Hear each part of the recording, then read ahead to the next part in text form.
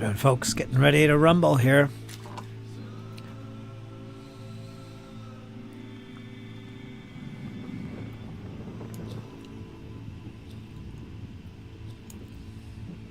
Gonna work on some more Deadzone, putting together some zombies. Got 5 more to do. I guess there's 10 here in the set, so that leaves 1, 2, 3, 4, 5. I think 5 ghouls. These guys got the guns. What is that, a mortar? I don't know what that is. There's a couple hounds, too. At least one hound. Got another hound over here for my abyssal dwarfs that I think I'm gonna include in this little thingy-majiggy. Looks like an oversized rat. Where's that sweet spot? I focused him. Let's see here. It's all blurry. Let me fix that.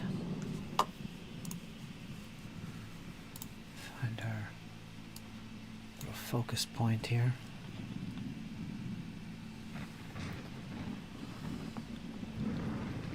The ones from yesterday all primed. Whoops.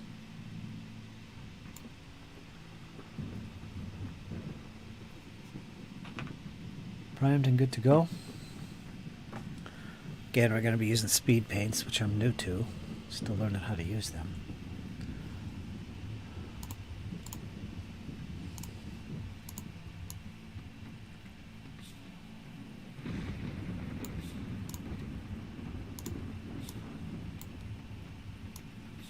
Let's put them up there in the corner.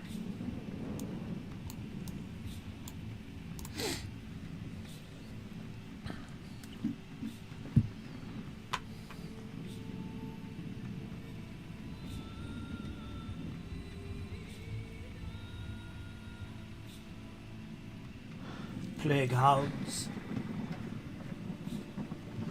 I got all kinds of canines up here on my shelf. I've got pit bull hunting dogs. I've got oversized wolves, werewolves, dire wolves. Now I got plague hounds. And whatever that thing is for the abyssal dwarves. Little pet crimson dog. Let's see, what else do I got to do here? Let's change our music a little bit here.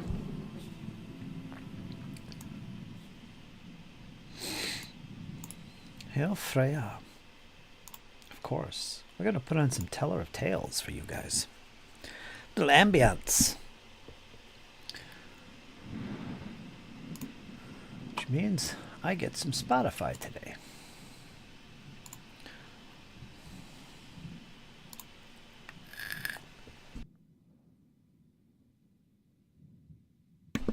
Tell you, I'm really digging these plague zombies.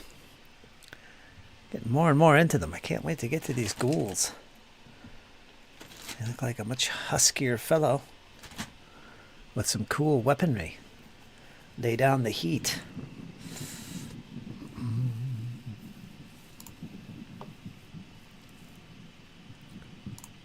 Bang to my beat.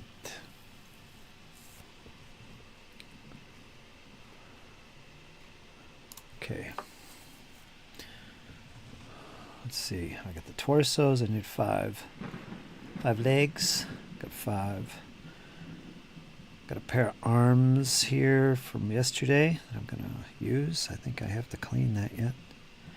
Got a head here. I need 5 more. Let's get some little heads.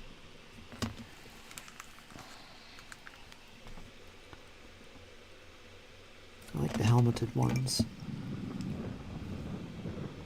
Let me see. Let's take these two with no helmets.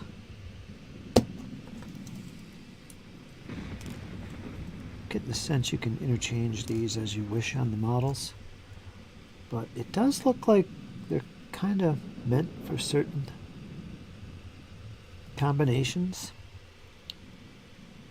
kinda. Helmet there. Let's get another helmet here. But I don't think it really matters. Let's see, what's this guy? Let's use this one. The helmets need some faces. 1, 2, 3, 4. Okay, so I need one more, I guess. I'll take this one.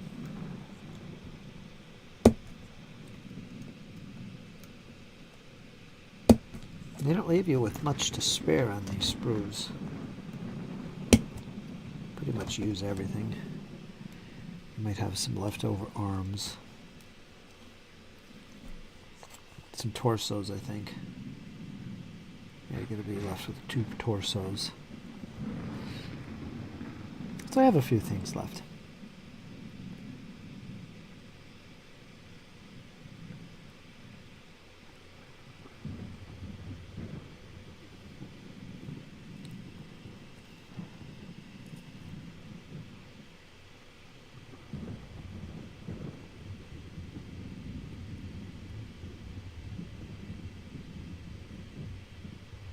It's very cool.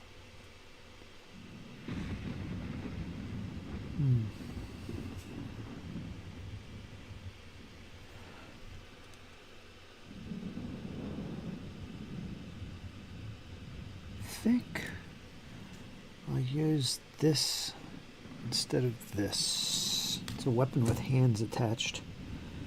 It looks like I might have damaged the other one. I'm not paying attention. So I'm going to use this one instead. I think. Right? Yeah, I can't tell if I damaged it or not.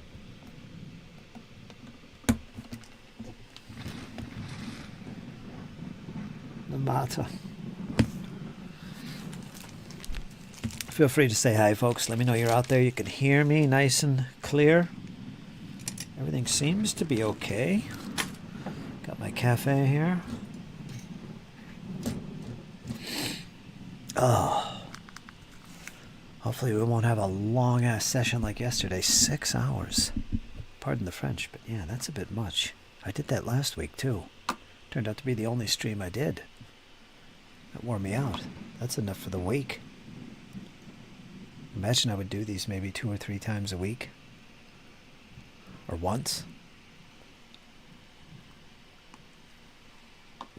I'm trying not to push things too far. You guys get sick of hearing me.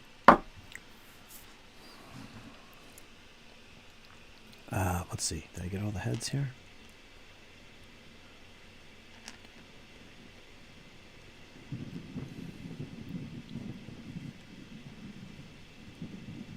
Yeah, got all the heads, all the torsos, all the lower legs. I got this weapon, these arms. Let's get the other arms. That's it, really. So we have 4 pairs of arms.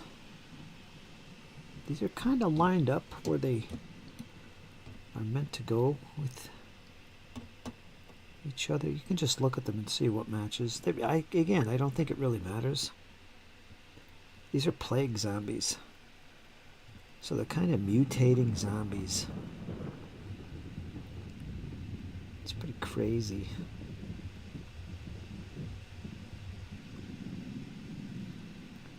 Things are getting out of control with the zombies.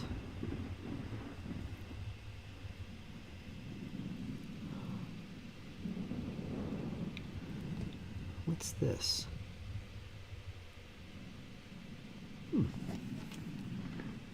That, I think, goes to this gun. Let me double check. Yeah, okay. Right. This one. And this one.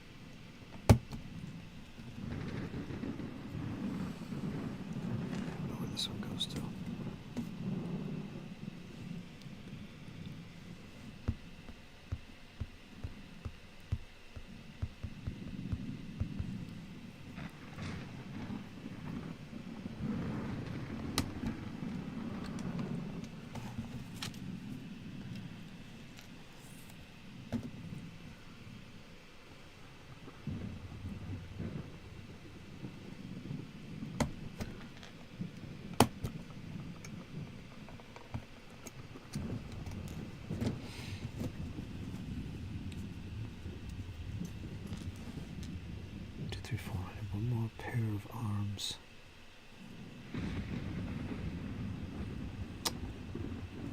Looks like it's going to be this one.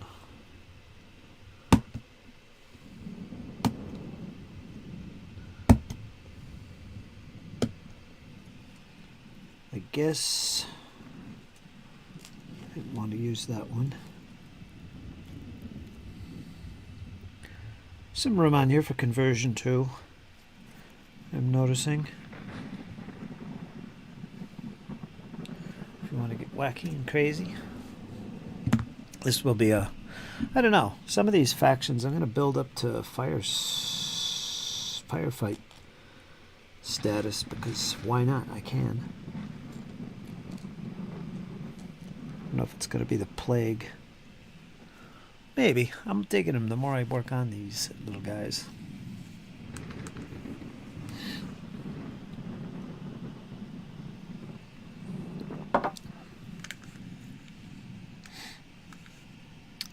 GM Cody. How you doing, GM Cody? Fellow GM. GMster. How you doing, man? I haven't seen videos from you lately. You make any videos lately, or am I missing them, or what?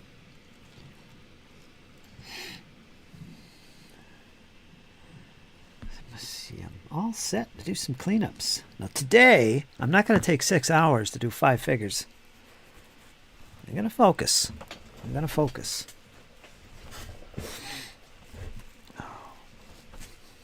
I got the other 5 all primed and ready to go. Got the old Zenithal going on there, because I am going to use speed paints. And that second Abyssal Dwarf as well. I got all primed up, because why not? Man, these guys look great. I love these Abyssal Dwarfs. I'm noticing that the more I do these things, these Mantic models, the more I'm getting into them. I've never otherwise been a fan of Mantic.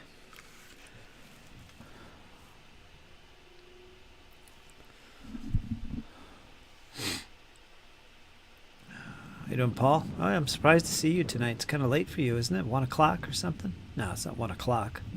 What are we, 4 or 5 hours difference right now?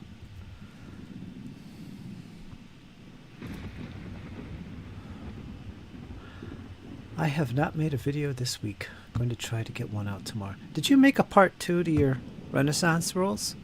Warhammer Renaissance? Because I know you did the part 1. Did you make the part 2 and I missed it? Or is that what you're working on? I'm not pressuring you on anything. I'm just curious, because I don't always get a chance to keep up on these things. And you did a fine job. I'm telling you.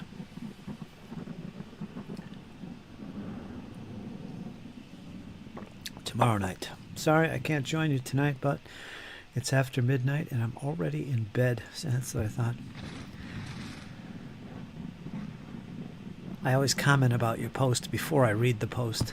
I have a tendency to do that. But yeah, I get it, Paul. You take care of yourself, and good work today working on the humans there.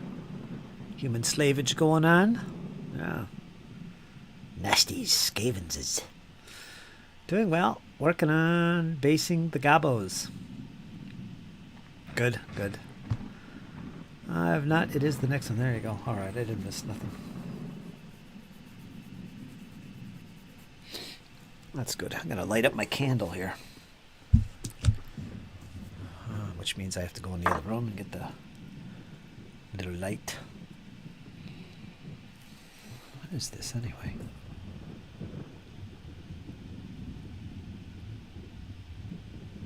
Gardenias. I love it. Very toxic, these scented candles. Don't really recommend them. They leave little toxins in the air. Not good for little children or pets. But today I don't care. Today we're going to have some toxins fill my air. I'll be right back.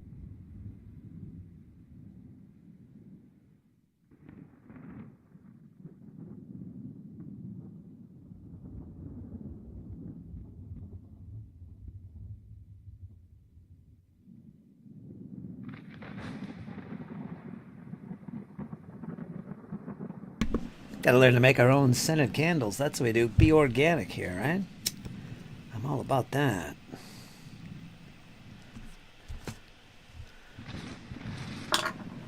As I light my toxic candle.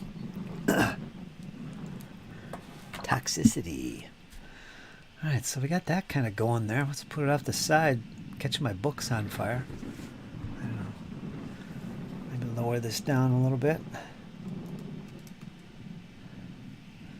I need some ambience of burning embers. A burning hearth. That'd be nice. Well, it's good to see you guys if you're working alongside me here. That's great. We're going to get things done because that's what it's all about. So come on, Cody. Get out that little X-Acto knife or brush or whatever you're working on. I think it's a brush this time. Paul, I'll let it slide today. Let you across the pond. I'll let it slide. And I am late today.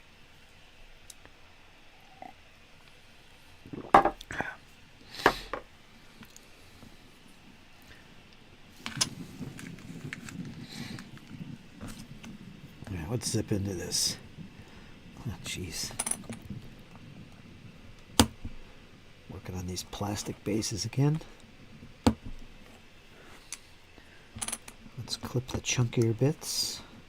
And we'll file them down a little bit nice and proper. I still haven't found my washers. I'm going to put little washers under these. That's a really great idea. Add a little weight to them.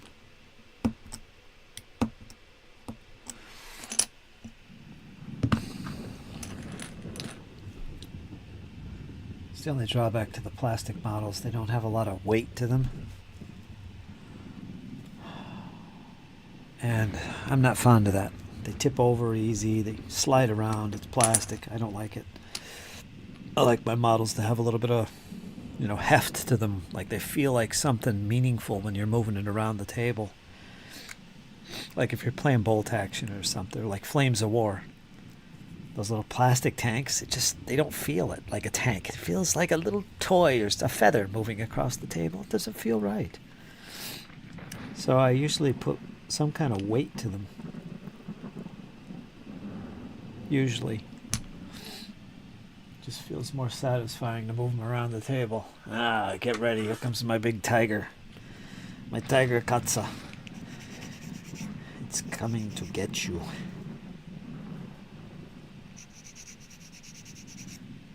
So yeah, this is nice that I could put little washers on the bottoms. That's nice.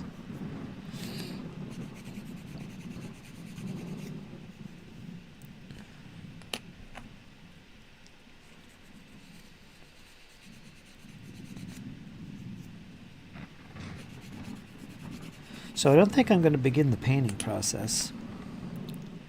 I might, because I do this off screen as well. I might do it anyway.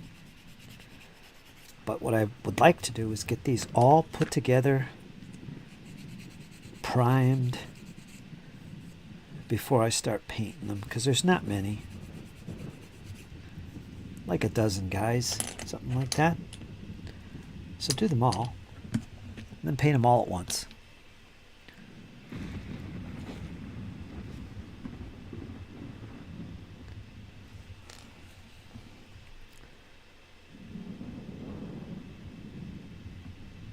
Could turn that into a knife. Whatever. Let's read chat.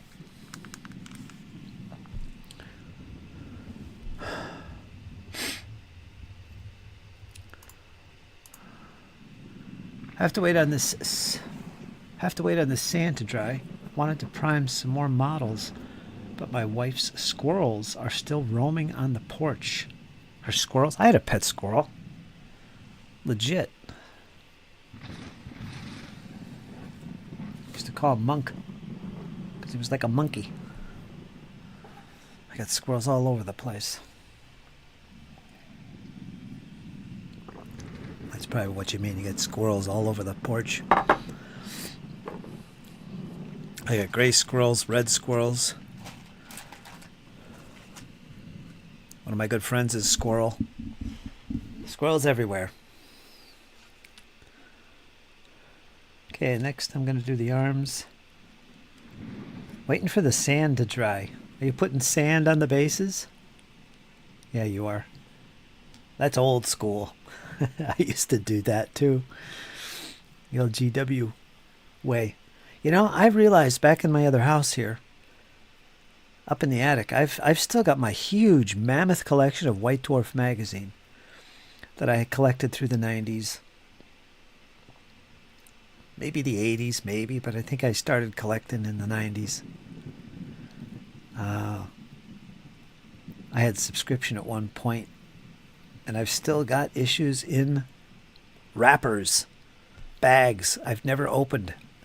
Sadly, a lot of the early issues that I had, I cut up because I was putting them in binders because, oh boy, rules, we need that. What's organs? So I cut it up. Oh man, what a disaster that is.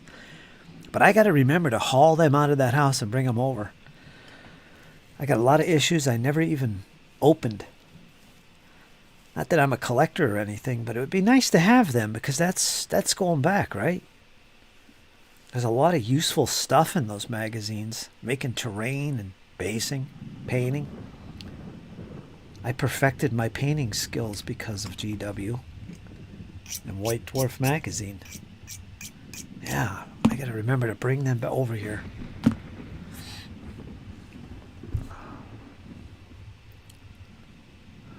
My wife feeds the squirrels.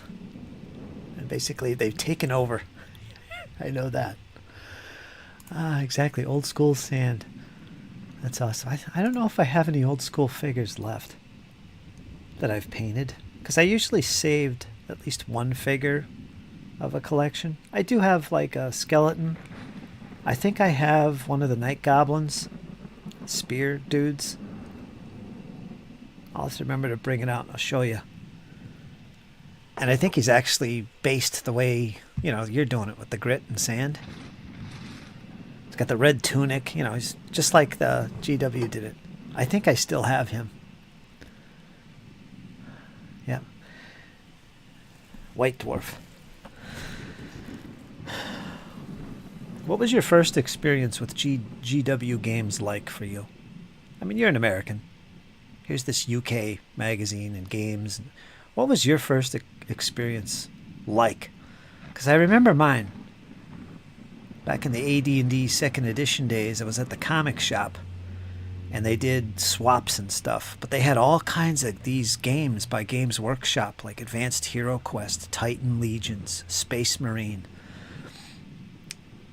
40K, first edition, the book, and third edition, Warhammer. They had it as a book. This is going way back, probably late 80s.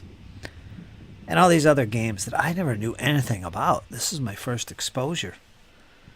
And the artwork, it's just, holy smokes, what is this? The artwork just is what pulled me in more than anything. But I don't know, that was my first experience. And I started buying these games and stuff, and it's like, holy cow. Space Hulk, the original, I got from there. That was my first experiences. Never forgot it, and it was quite profound. And it was the art, the aesthetic of these games. That's what really engrossed me and pulled me in. And I got hooked.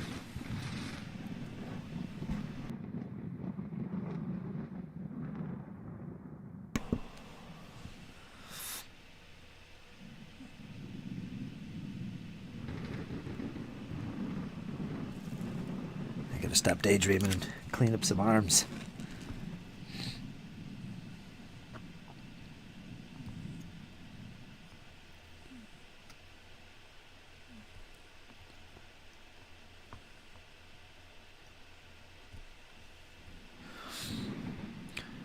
It was the first thing that got me into gaming. 10 years old. This chubby kid had this weird catalog. I got up to pretend I was sharpening my pencil. It was a Citadel Miniatures catalog. Oh boy. Go on. Any more details? You were blown away, right?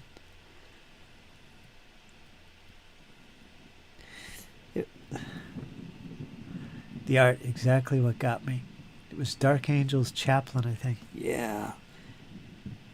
It's the art.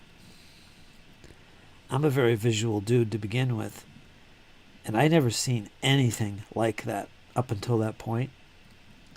The John Blanche style artwork, and it was just so dark and grim and brutal. And in a way, very heavy metalish. So, and to see it linked to this fantasy or sci-fi game, like, wow, what is this? And I knew about miniatures gaming and role-playing previously, but I never heard of this Games Workshop, really. I'd have Dragon Magazine and stuff, but it wasn't until that time when I started going to this comic shop and I was exposed to this, and I was like, holy cow. Boxed games full of miniatures? I gotta do that. This is great.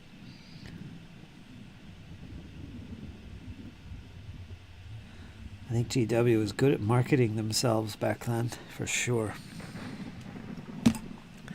And then when you first played these games, like my first game was Space Hulk, Advanced Hero Quest, Space Marine. Those were like the first games I ever played from Games Workshop, and they were so evocative. They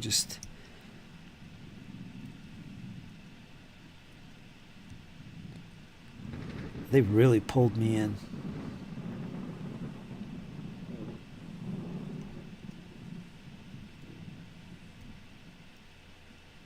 Nothing like it.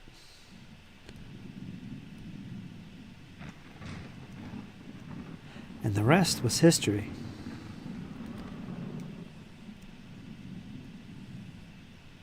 Let me finish this arm.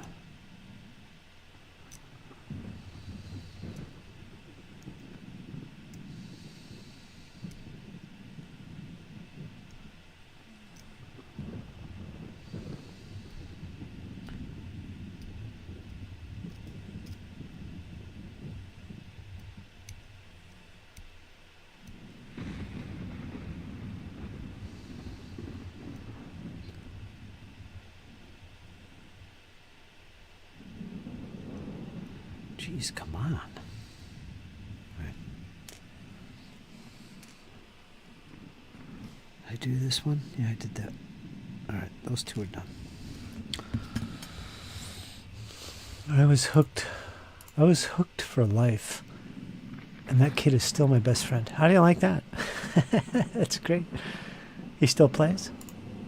I assume he played.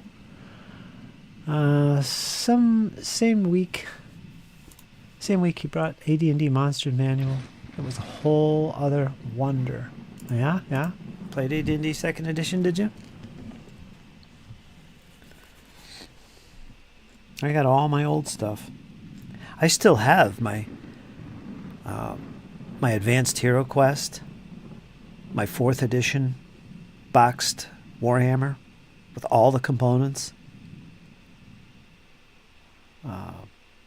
Epic or 1st edition Space Marine. I still got that box set. Dark Millennium. I have that. That was that car game, Mad Max World type thing. I have that. Never played it.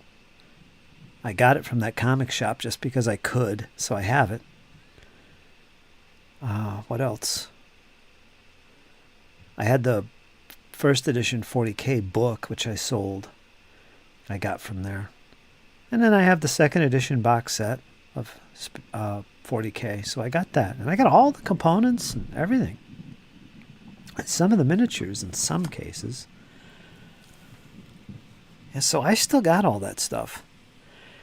And I recently, last year, salvaged all these boxes and repaired them and organized all the components into the boxes so that I always had them.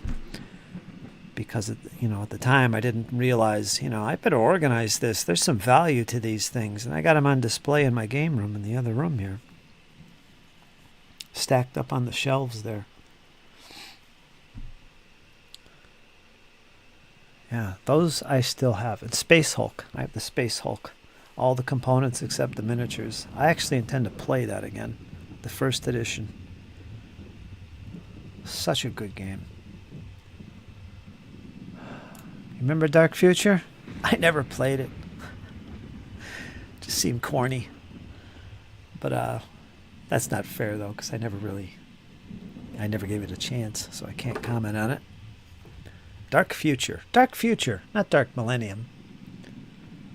Dark Millennium was the 40K Psyker supplement.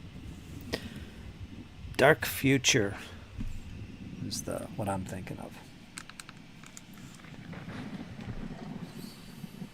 See how to demonstrate how easy it is to distract me. I'm gonna go onto my computer and show off some pictures of my game room with my games displayed, with my boxes that I repaired, because I got to at this stage. So maybe it will take me 6 hours to do 5 figures. We'll see, folks. We'll see. Let's see. Where do I have them? Drive F. Let's go to Drive F. Let's see. La la la la la la la. Where's my displays? Oh, there it is. Yeah, I got a few pictures here. Instead of going into the other room or bringing the boxes out to show you or making a video, I'll just show you here. Let me see. Let me do a display capture so you guys can see everything on my tabletop laptop. Maybe a little bit easier for me, actually. Turn on my display capture if I can find it.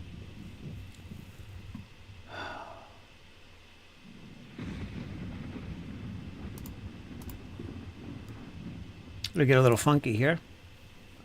There's my OBS layout. Let me get to those pictures. I got a few of them. Okay. Where are they? Right. Where? I was just looking at them. Oh, here.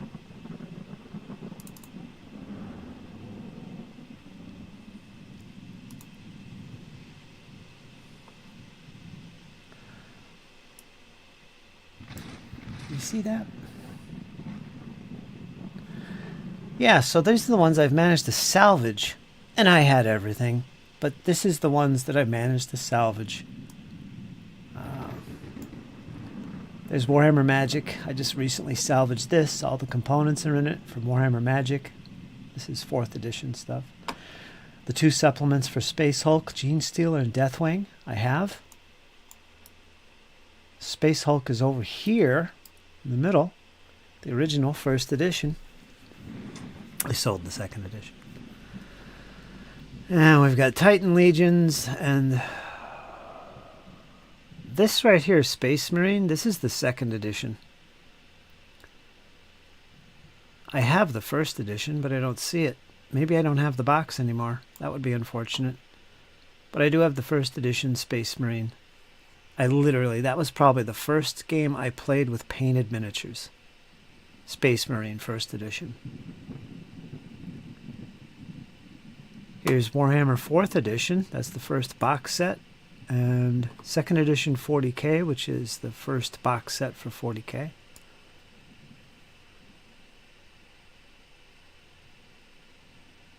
I have Dark Millennium stuff, but I don't, the box is, I only got the top of it. I don't have the back, so I'm thinking, how am I going to put these together? I still have some spare boxes of these games that I don't know how I'm going to put them together because I only have half of the box. So there is that. Let's see. There's another picture. Hold on, I'll look at the chat in a second. I want to see what I got for pictures. It's the same pictures. Now here's Epic 40K. I think this is from the early 2000s. When they did all that massive change. So I had this box. I just repaired that. Here's the back of it. I got all this, twice the contents of this box, because I had 2 copies. Minus most of the miniatures. I enjoyed this. We played a lot of this, actually.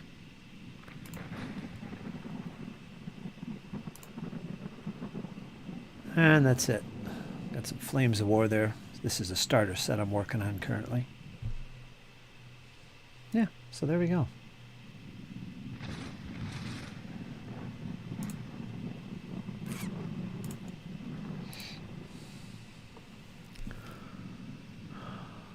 Yeah, that's what I have left. I had more. It's a shame. I remember just destroying boxes just to throw them out. Man. That was very dumb of me. Empire. Oh no, there's a frog in a game. A frog game. Frog and game? Grognard game. Okay, yeah. That's Empire 3rd edition. I'm fortunate to have that particular copy because I think it's 3rd edition, or is it 5th? It was the final boxed one before the current one that's out now, which is kind of a disaster. Not many people like it, but I had that back in the day, and I always wanted to play it, and I never played it back then. So I sold it. And talking to a good friend of mine here, he's a really good friend in the community here, John Longshore, you know who you are. He had it. He had multiple copies of that particular edition, unused, unpunched. And he was nice enough to actually send that one to me. And this was maybe a couple years ago now. So, yeah, added to my collection. Empire's awesome, man.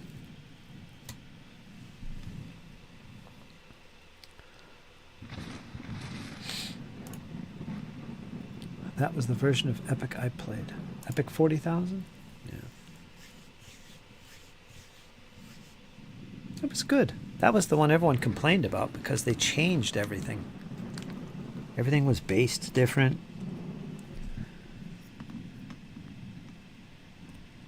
Which was a pain, but I rebased everything. I still got a lot of those miniatures. Now that I think about it. Oh.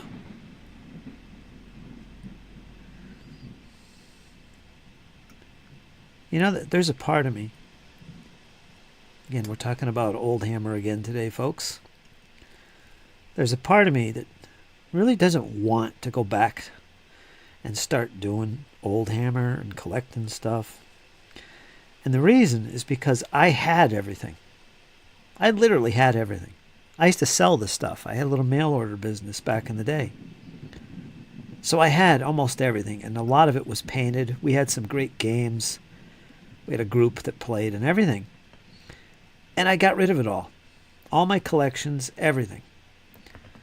And I think to myself, you know, do I really want to go back and do this again? Nostalgia, whatever, but it's like, I had all this, and it kind of makes me depressed. It does. But I don't know. I do want to do this because I think it's different in a way now. I could do things differently.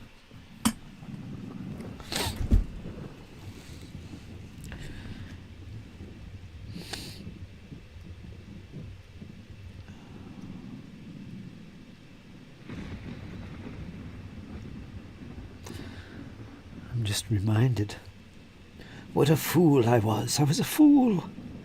It's like going back to an old girlfriend. Right? It's one way to look at it. I mean, do you really want to do that? I mean, come on, really, think. Yeah, the only reason I got rid of it all wasn't because she did me in, treated me bad.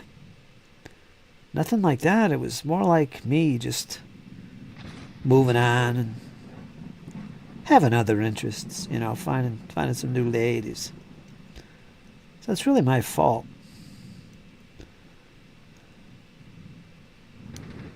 So maybe I need to come back on my knees, do some apologizing. Take me back, baby. Take me back. Right? Maybe that's what I need to do. That feels so bad. And see how forgiving she really is.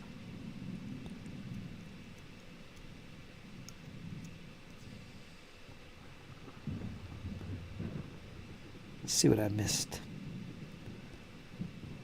Yeah, there you go. That, my friends, is one way to look at it.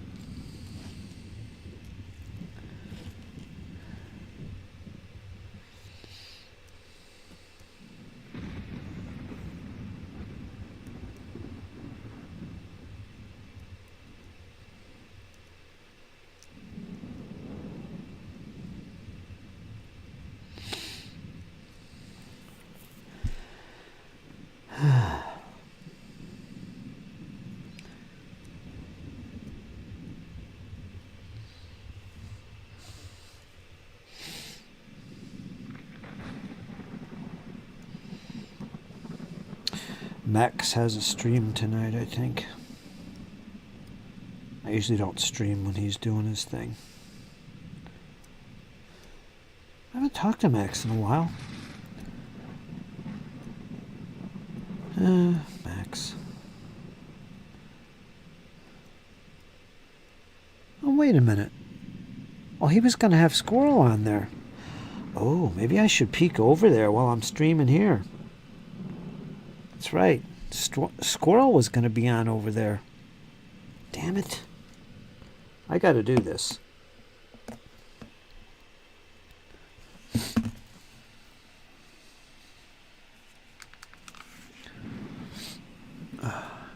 Good thing there's more options now than back then. Alternative miniatures, 3D prints, recasts. Exactly. I was thinking about that last night. Or this morning when I woke up out of bed for some reason. First thing on my mind was, Old Hammer.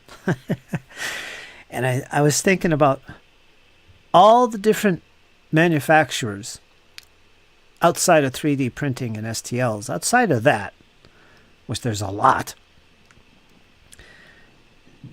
There's like Perry Miniatures, Wargames Foundry. They're kind of small, but they're sculpted by the Perrys. Perry Miniatures, Warlord Games, Fireforge Games, Victrix, Wargames Atlantic. That's a lot of manufacturers of generally compatible in scale figures that can be used for Old Hammer. Paul, my friend in the chats here, he uses a lot of Fireforge miniatures for his Battonians and Knights and stuff. Something like that. But yeah, and Wargames Atlantic has a lot of fantasy type models that are perfect. And what's the other one? I think Wargames Atlantic makes Renaissance ogres, which are perfect for the Empire. A lot of old school vibe there.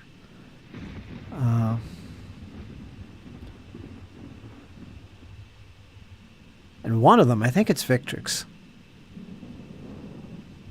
makes some fantasy variants to their current models. A lot of them you could use for the Empire perfectly. So there's a lot there just with manufacturers. I mean, I was thinking about that. It's like, wow, maybe I could really build that Empire army I wanted.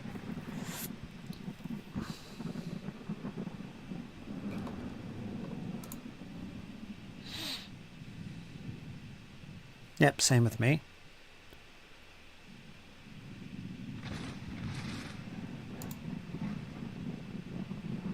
Squirrels. Foundry. Foundry's still around. They're still in business, still making models. I was looking at their site the other night. Wargames Foundry.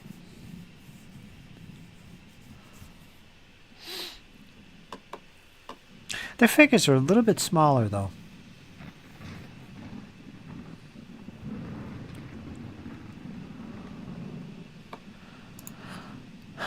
And then, of course, if you look at the 3D printing stuff, there's a lot of stuff you could add that evoke the old Hammer feel.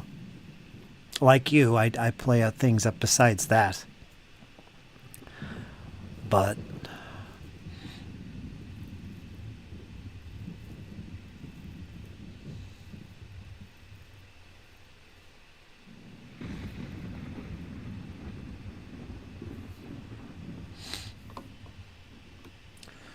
let's see what's going on Fritz, or not Fritz, that's me, Max's channel.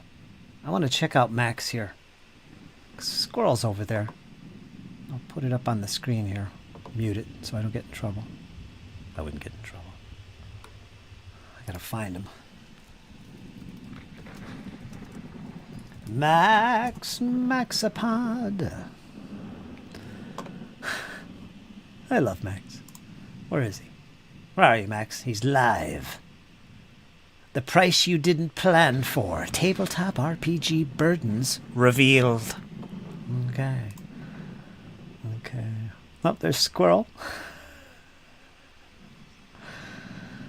Alright, let me mute this.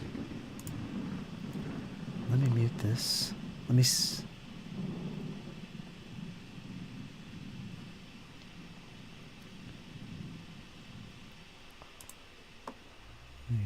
Put it up on my screen here.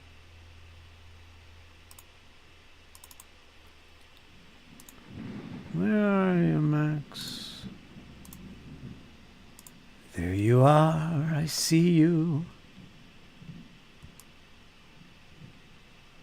Let's whittle it down a little bit.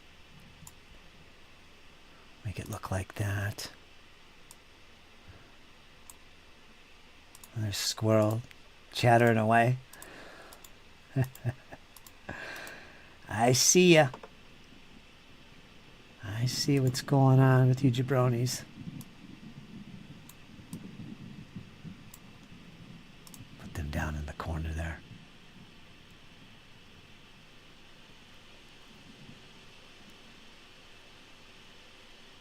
Good old Squirrel Hermit there, talking away. See him? I don't know what he's saying. I don't have the sound on.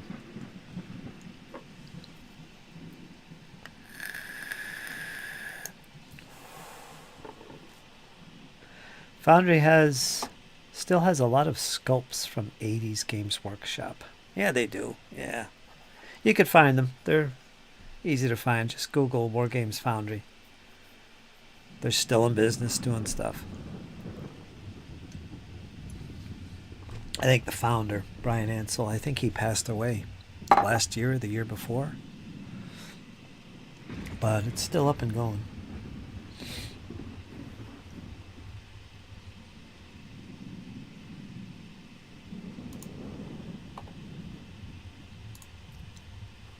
There's Byron. Solo Wargaming Show. What is this? Channel update and my current view on the hobby. Let me see what this is. I'm not rocking with a lot of this AI stuff, but AI on Wix, now that's a vibe. Let me mute that.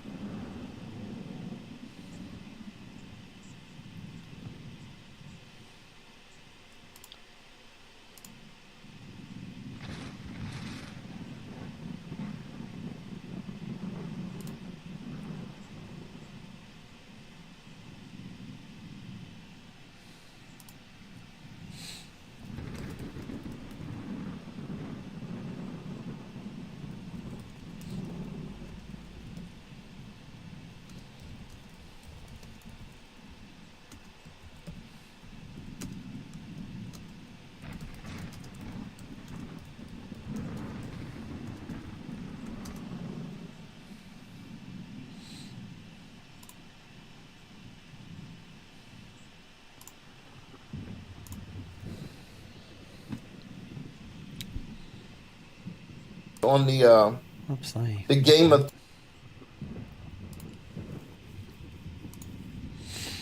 That's from Byron. See if Byron pops in over here.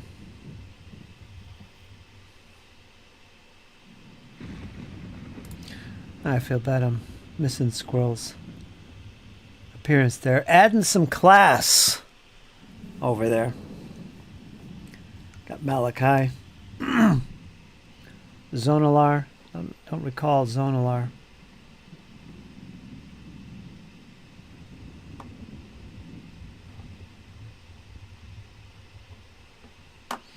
Max does a good job on his channel. I'm always promoting him. He's a good guy. So if you guys want to go over there and watch his stream, please do so. Don't worry about me. I'll be here. I have no problemos with that. Because I got to do this. I have no choice. So let me get back over here. La da da, da da da da. Let's get these arms cleaned.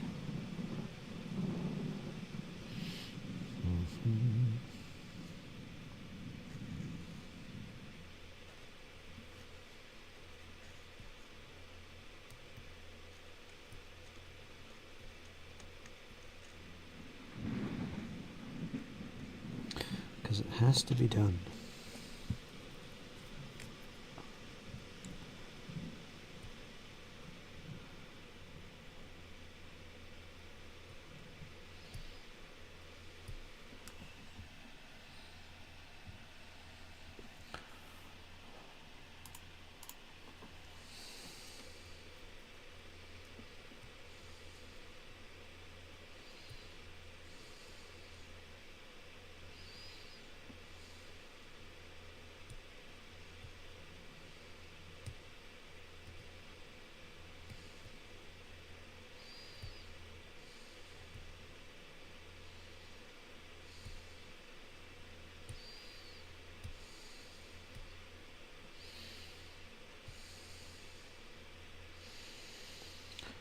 Okay.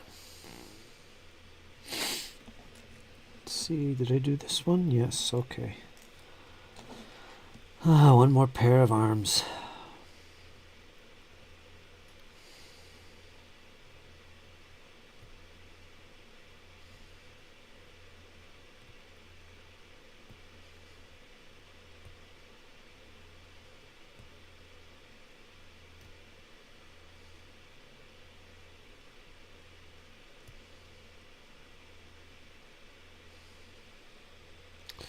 Got a little flash on the fingertips. That's annoying.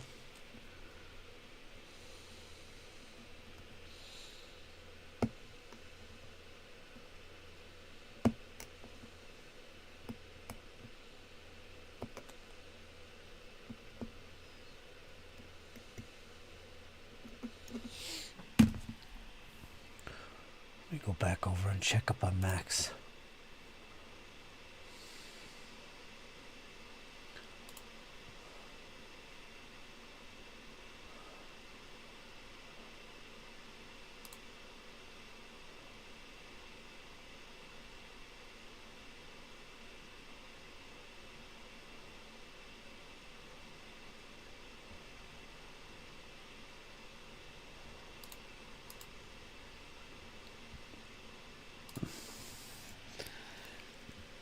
See, Squirrel's got his Harn Master shirt on.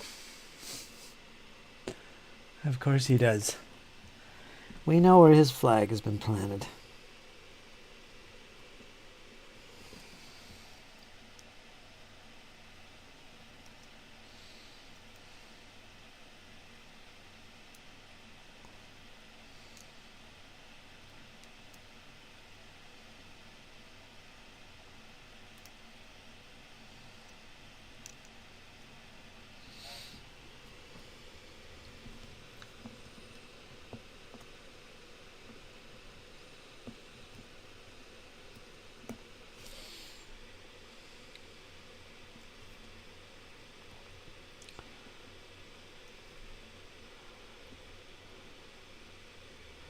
Okay. One more arm.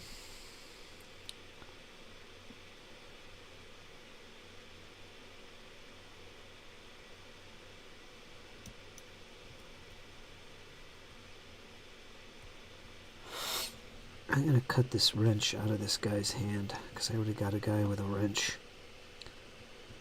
It looked like the same freaking thing, so we're going to get rid of that. Could replace it with a knife or something, or a club. I'm going to keep it a fist. So I'm going to do a little modification here.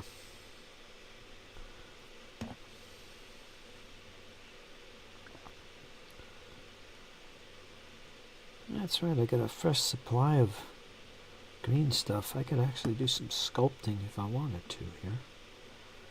I don't think I'm going to do that though.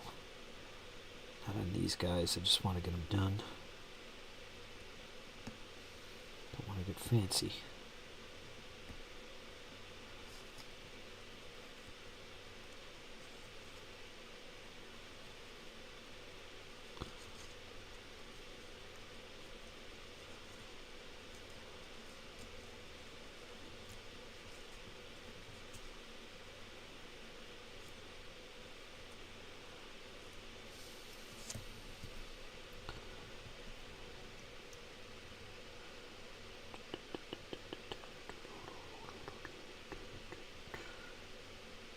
Perfect.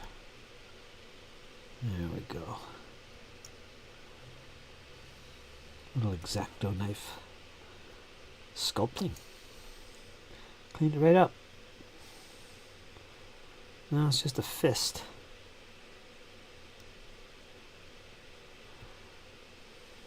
Zombies don't actually have any weapons in the game. I mean, they do, but it's counted as just bites and claws and clubbings.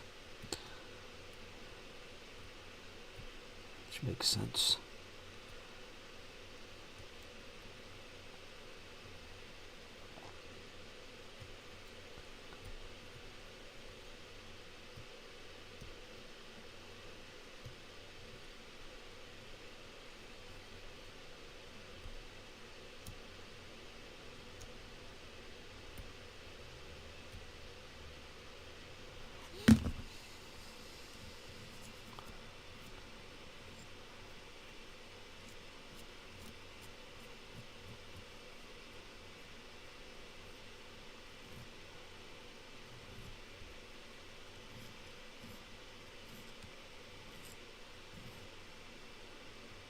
Okay.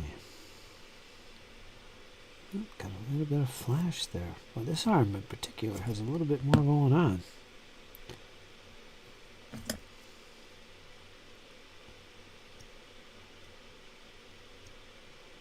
Just a little bit. Alright. Alright. I'll take this wrench, put that in the old baggie here. So we start a little bits bag. The arms are done. Let's go to the heads. Got 4 of those. Oh, actually, there's some arms over here. I should clean up too.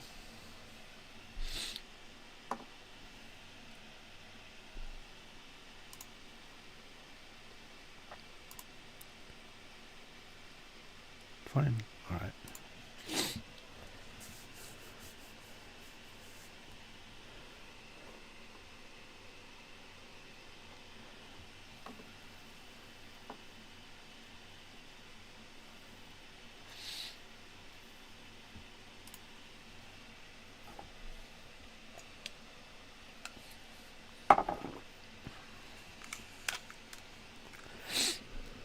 Let me check on this arm. Yeah, I gotta clean this too. Wasn't sure because I was gonna do this arm yesterday.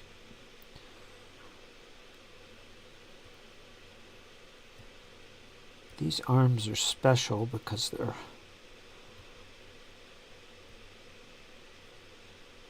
I don't know really how they go on the model because the arms don't have hands on them. Because the hands are on this weapon. So I don't know how this weapon is held, but both arms are holding it in a strange way. Because it's a plague zombie and it's not exactly trying to shoot anything. It's kind of holding this weapon funny. Kind of like a club, but not really. So, I gotta kind of test fit it and see how this goes together.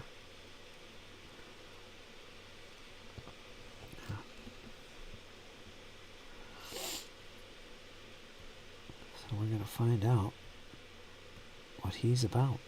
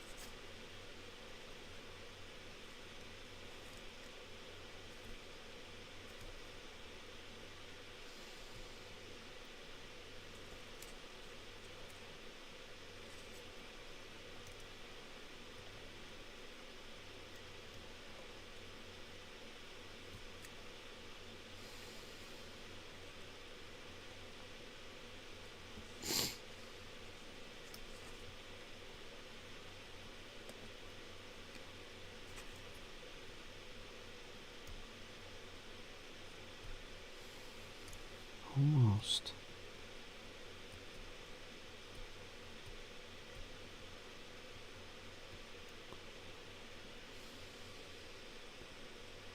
Okay. Do a little foliage. That'll do the trick.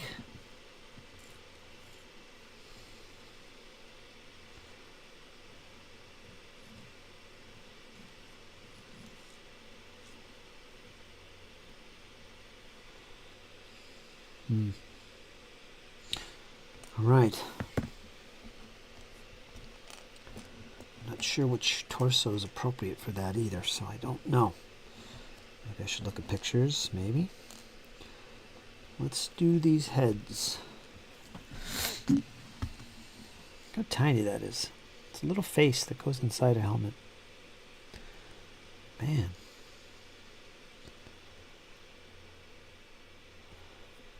This time I'm going to use my Revel glue instead of the Tamiya, which seems to be a little too thin for me, at least working with these guys. So I'm going to use my other glue tonight.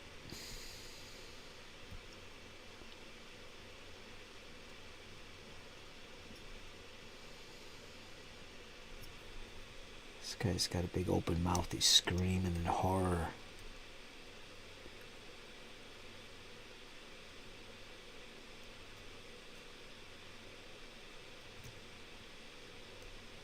Rawr.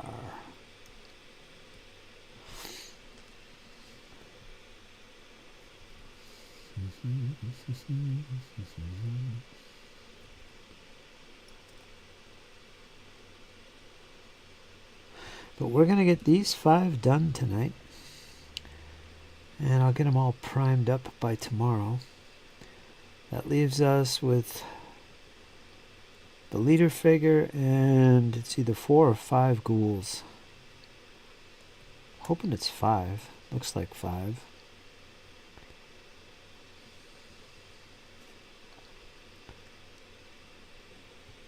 And then they'll be ready for painting. We're going to move on to the Asterians. Get them all done.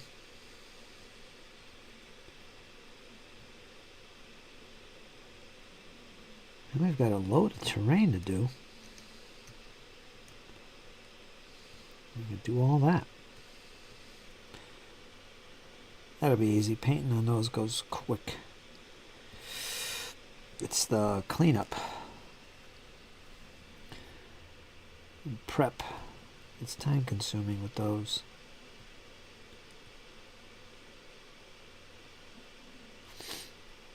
We'll do them last.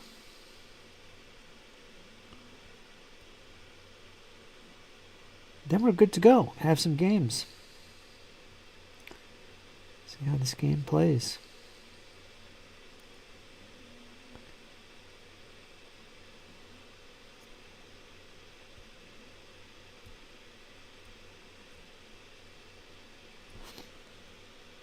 that hair? That is hair. Huh. Okay. One more head.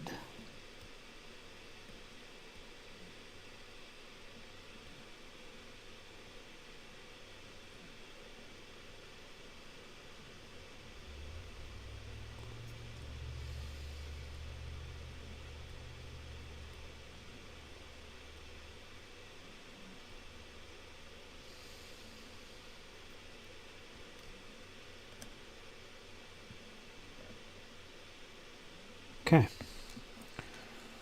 Arms are done, heads are done. Now the easy stuff. Torsos and then the legs. Oh, is this an extra head? Let me see. 1, 2, 3, 4, 5, 6. Is this extra?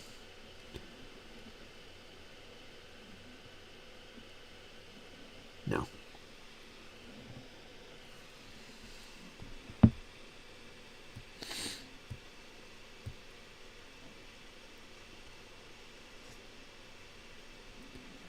Got another female zombie here.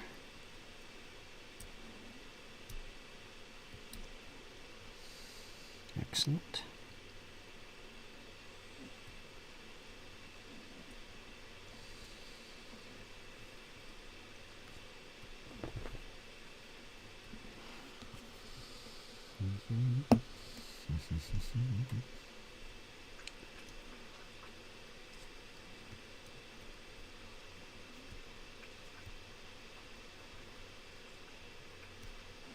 Looking good.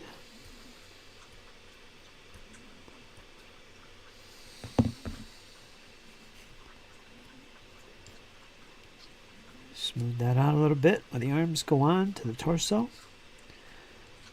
The bottom where the torso goes in the legs. Kind of smooth that out. So getting any problems with that? Oh, my back.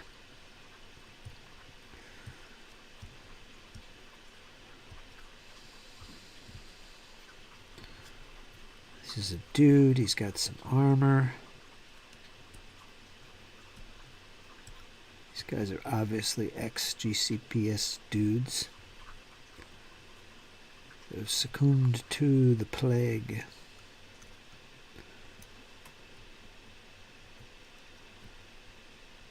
And are now mindless servants of the plague. I don't know how mindless they are. Are they like the traditional zombie?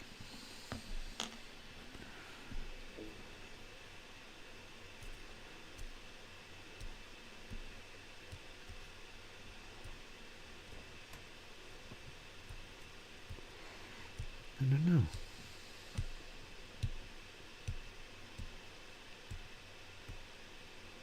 I don't know.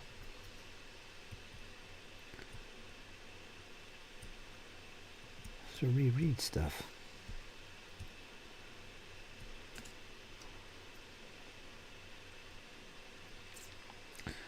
Little flash there in the neck.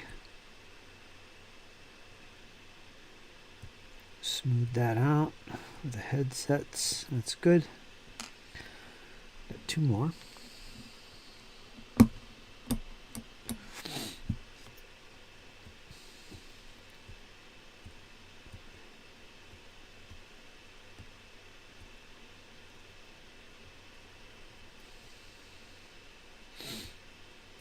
Excellent.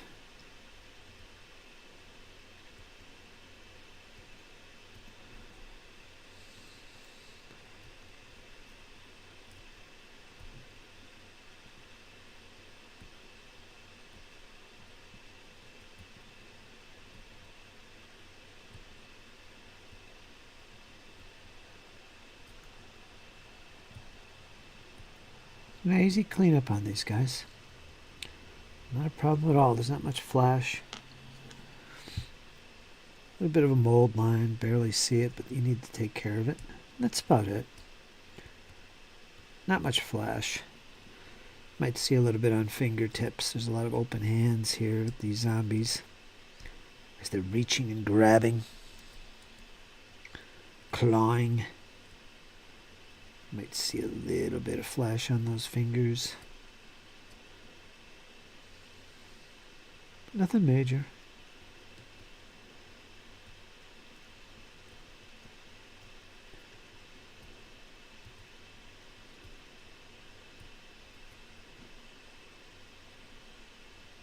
There.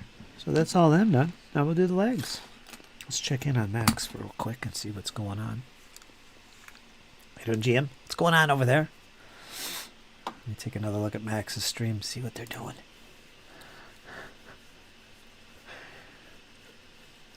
Max is saying something. What's he saying?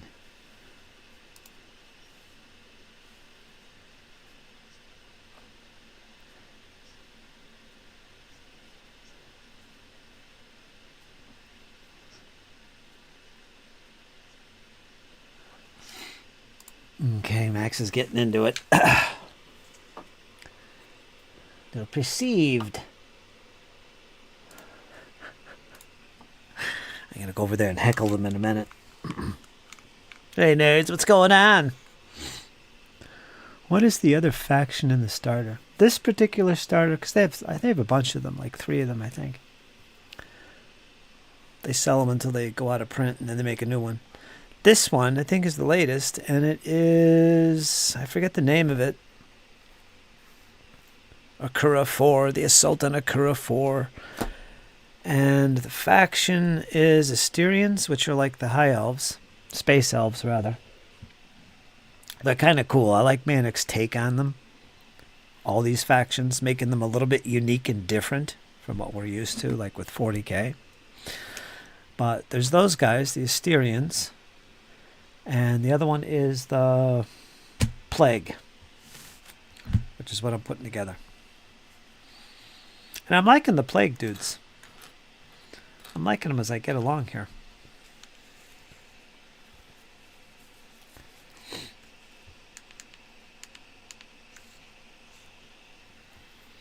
And I got a good deal on this. So I picked it up. Not my first choice of factions, but I'd rather have the Vermine, which are the rat folk, or the GCPS, which are the human defense dudes, or the Enforcers, which are the special human elites. Yeah, there's a lot of good factions in it, really.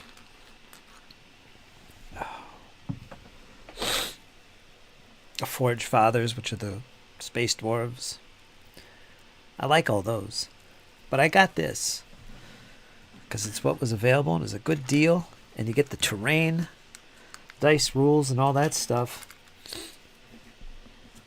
And I'm going to buy these factions anyway.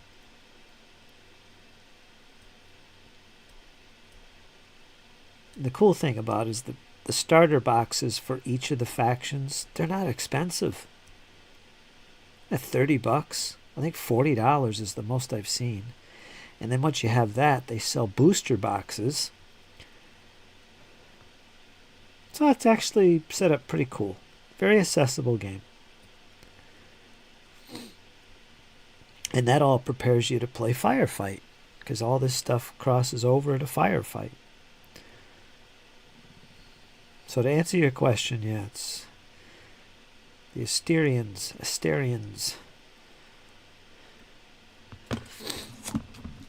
I'll be doing them soon as well.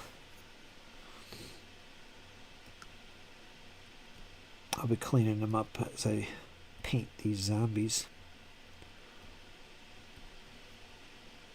So, yeah, very shortly, actually.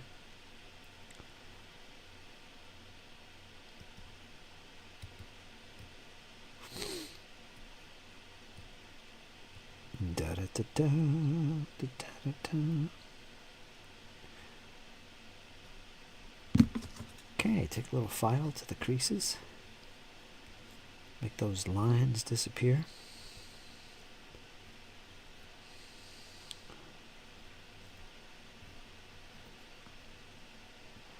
Oh, between the legs, can't forget that.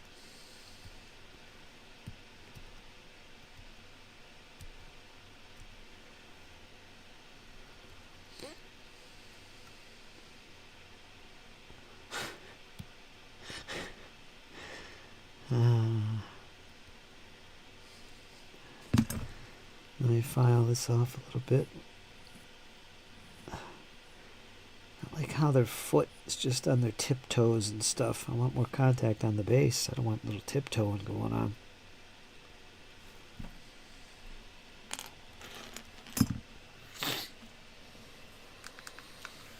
Oh.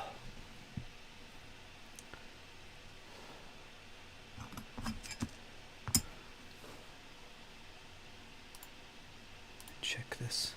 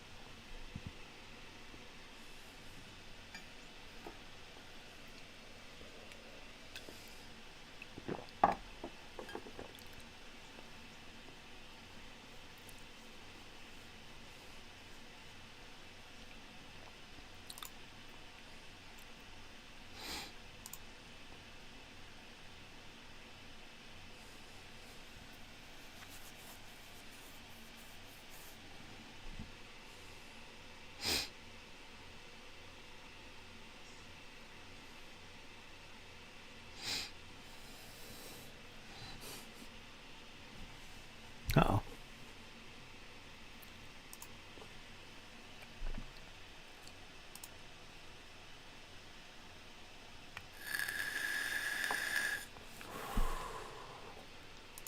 Mantic has always been great value. I never could get into their stuff. I played Kings of War for a little bit. It was alright. Yeah, it's definitely different. It's definitely different. If you've been playing a lot of GW games, it's different. Kings of War, it was okay, because I realized something about Kings of War. It's actually more like some of the historical rules that I play, like L'Art de la Guerre, or DBX gaming, DBMM, DBA, because they use elements. So there's some similarity. I didn't realize at first. And I said, oh, that's cool. That's cool, because I like that. Or Triumph, element-based, you know? As opposed to figure removal. But when you look at it with Warhammer, compare it with that, that's a big difference. So you can see right away there's some massive differences between the play, mechanical side of it anyway, compared to Warhammer. So that does take some getting used to. It's not for everybody. I think their Firefight and Deadzone is really good when you compare it to 40K and Kill Team. Actually, I think it's funner and faster. Definitely faster. But I think the game, I think Deadzone is actually a hell of a lot funner than Kill Team. Kill Team tends to lag and drag. But I'll give it that. And then they have Armada. Kings of War Armada, which harkens back to Man of War days. Which I was a huge fan of, Man of War.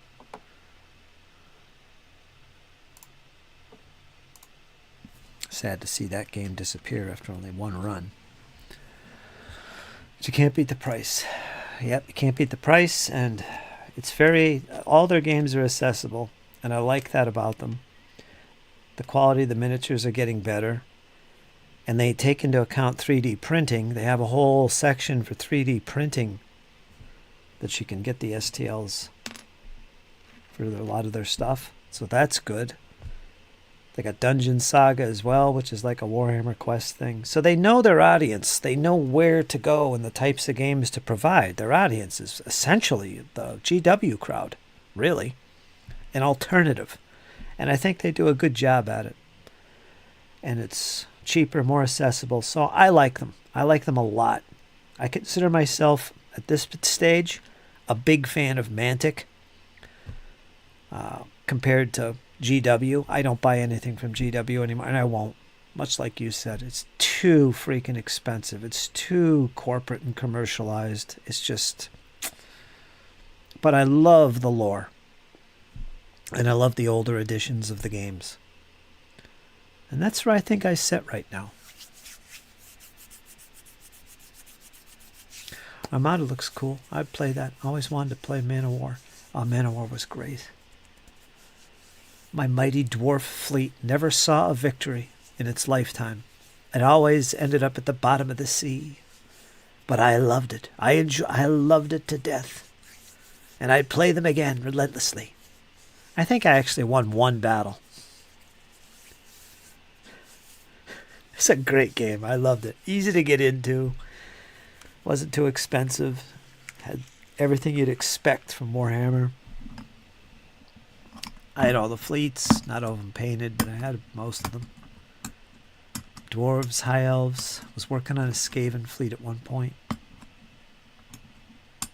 Yeah, made all the terrain and everything. That was a great game. And Dreadfleet, they're bigger ships, but it's the same thing.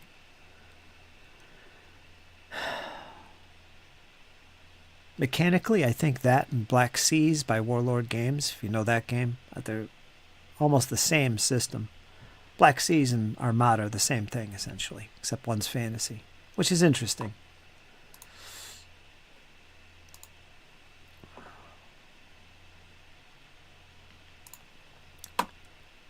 What happened to the stream here? There it is.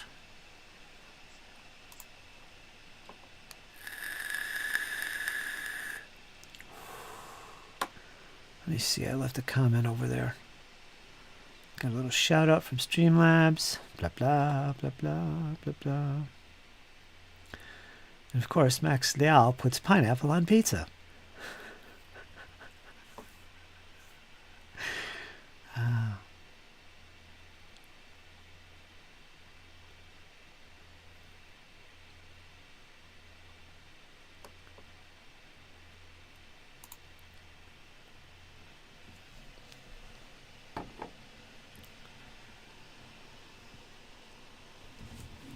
More squirrel.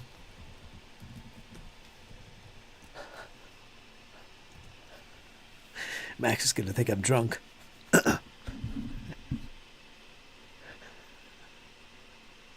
I'm only here to watch squirrel.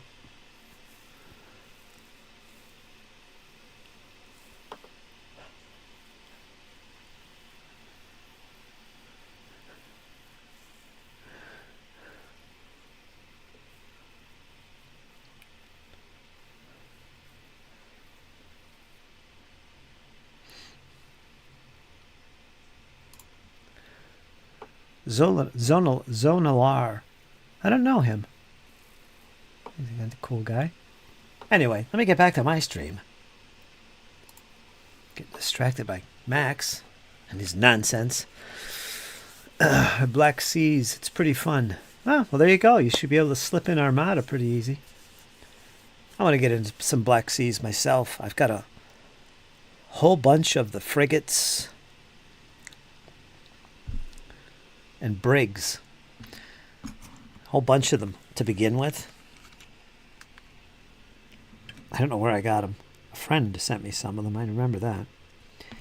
And a lot of this cool rigging stuff he sent along as well that you can use for rat lines. And yes, I'm the type of person that's going to fully rig my ships. The only reason I haven't gotten to Black Seas yet, and again, if you know me, you know I love naval gaming. The only reason I haven't gotten to Black Seas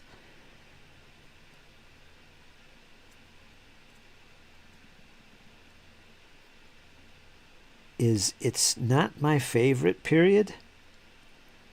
I'm much more interested in the what I call the pirate era. Not that I want to play pirates, but the early 18th century and late 17th century, that's my thing.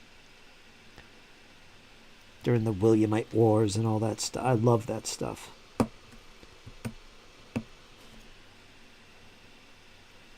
Great Northern War. That's my era. Galleons. Like Oak and Iron. If you know the Blood and Plunder guys over there, they make a naval game called Oak and Iron, which is pretty good.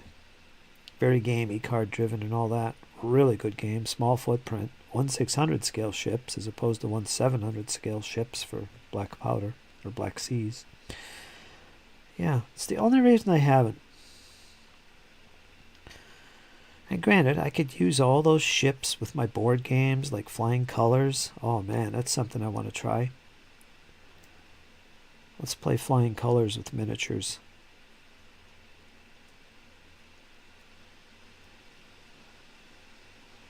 So I kind of waiting on that for a little bit.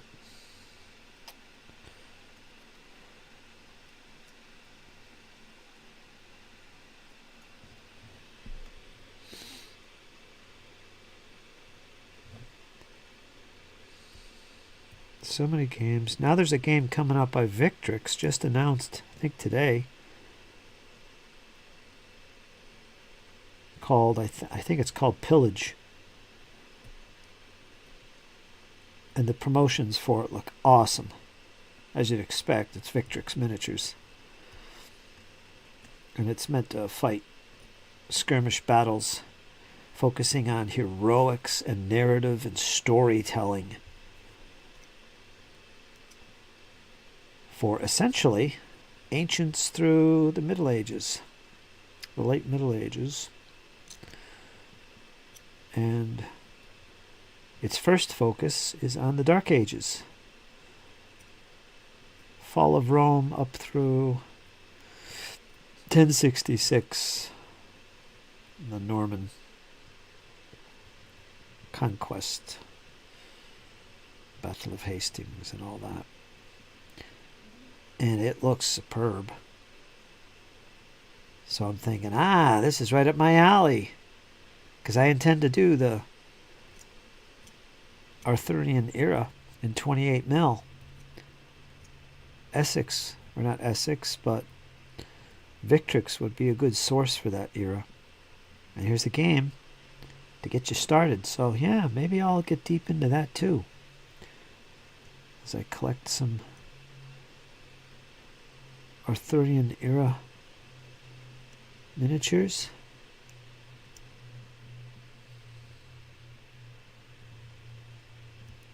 My goal is to fight big battles, but I'm sure I could use them for skirmish games as well, some of them.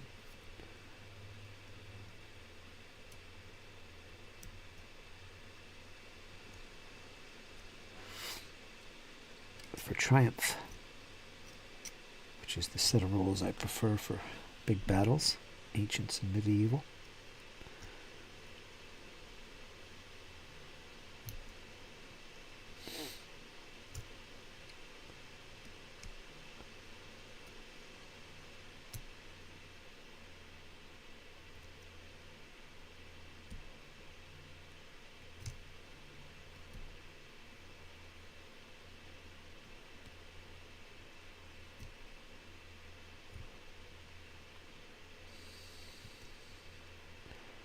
Got a mold line here on the legs. That's a plate, so that needs an edge on it. That's not a mold line. We'll keep that.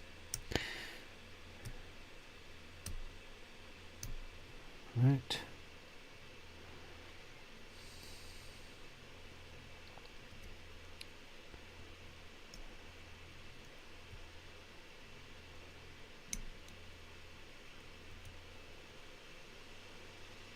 Okay.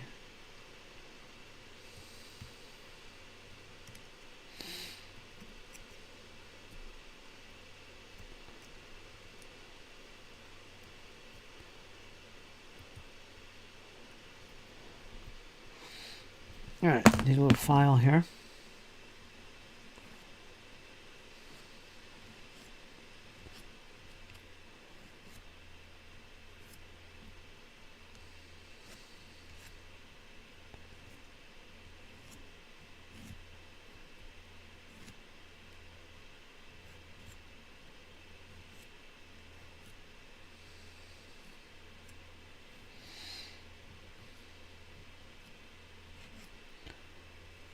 Okay.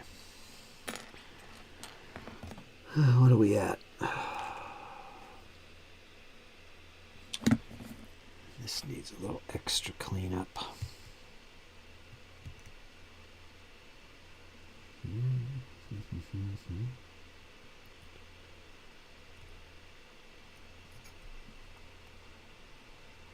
Perfect. We've got, geez, taking a while to do this. Got 3 more tours, 3 more legs. Then we're good. We could put all this mess together. And we are at 1 hour and 37 minutes. Perfect. Perfect so far. I like to keep my streams at about 3 hours. And that's about right. Nice casual stream. No pressure.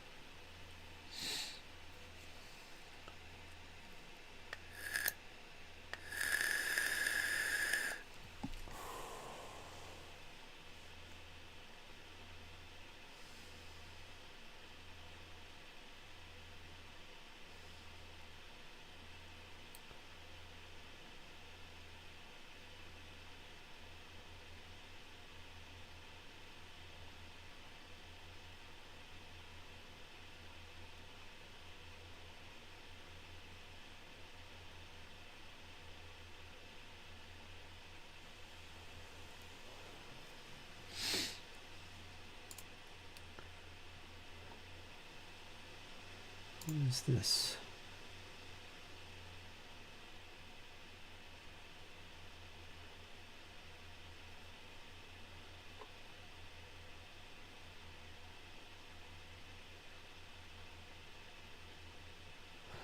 I do not know what I'm looking at here. Let me get out of this.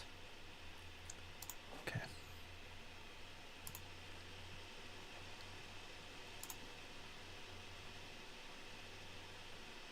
I have Black Seas. Yeah, it's on my list. I'm in no rush. There's a lot of things on my frickin' list. And I think we all share that.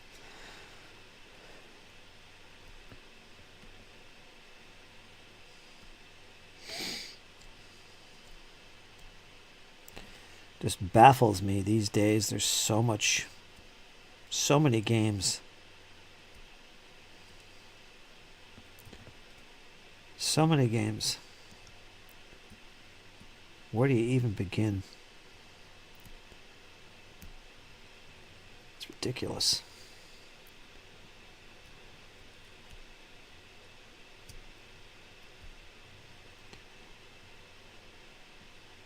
I mean, you no sooner get into a brand new game, you're excited. Oh boy, this is going to be awesome. Yeah, just a week, a month or two, a bit later, here's another brand new game. Oh my gosh, this is even better. This is exciting. And it just keeps going and going and going. It's crazy.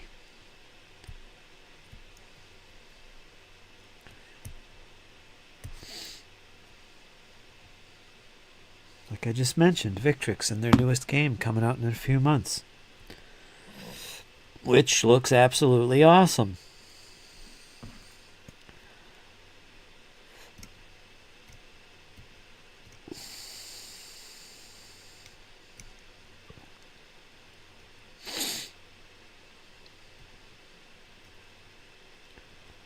But we live in a consumer world, right? It's all materialism, and so I can't fault it. It's the way the world works. But man, I sometimes wish this hobby wasn't so popular. I'm a big proponent of keeping things niche. Right? I got 2 more pairs of legs. I have the list this long. I used to jump all over the place, but try to stay focused nowadays. Yep. So do I. So do I. You have to. You have to frickin' open up Google Documents and sit there and list, okay, all your hobbies. Which ones are the primary ones? Which are the secondary? Which are the possibilities? You get to that stage. We all have. I have, anyway. Because it just gets mind-boggling. You wake up one day and you're not sure what you're doing. I'm doing this, this. And it just goes on. It's like, this is not fun. Got to narrow it down. And you really do. If you're going to enjoy this hobby, you have to have focus. You have to have at least a little bit of discipline in what you do. And focus on the things that you want to really play. Because like I said, you can't play everything. Don't even try.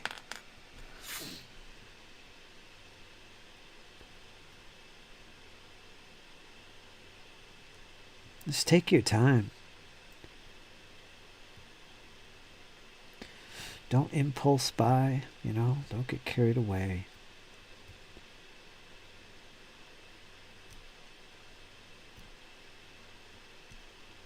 I'm not a butterfly when it comes to this stuff.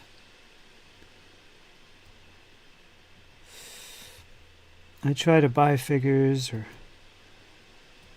print stuff that I actually intend to paint. I don't want to get ahead of myself and just have a mountain of unpainted stuff like we all have.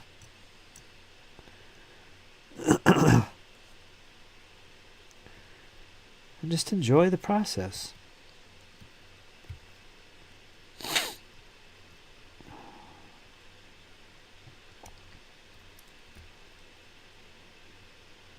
If something is really good, it'll still be there.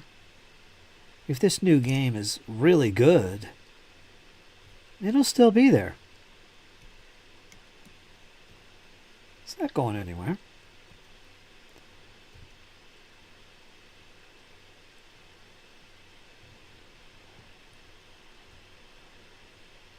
Of course, all the companies want to compel you to spend now. Get it now. Get it while you can.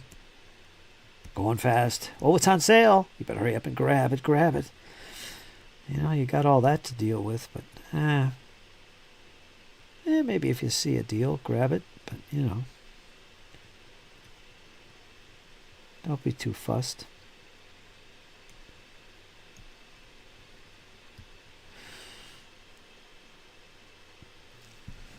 Keep focused on what you're really enjoying right now.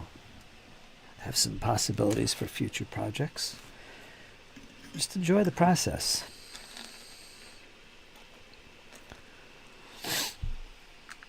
When you think about it, this whole hobby, a very small portion of this hobby in its entirety is spent playing games. For most people, typically, that's how it is. We spend way more time researching, buying, collecting, and painting than we do actually playing these freaking games. So, learn to enjoy those aspects. The painting and the collecting. Because if you don't enjoy that part of the game, it's just the gaming to you, you're not going to have a lot of fun. Typically. These guys are good. They're ready to go. Ready to go. I.e., get out the glue. We're going to use the Revel.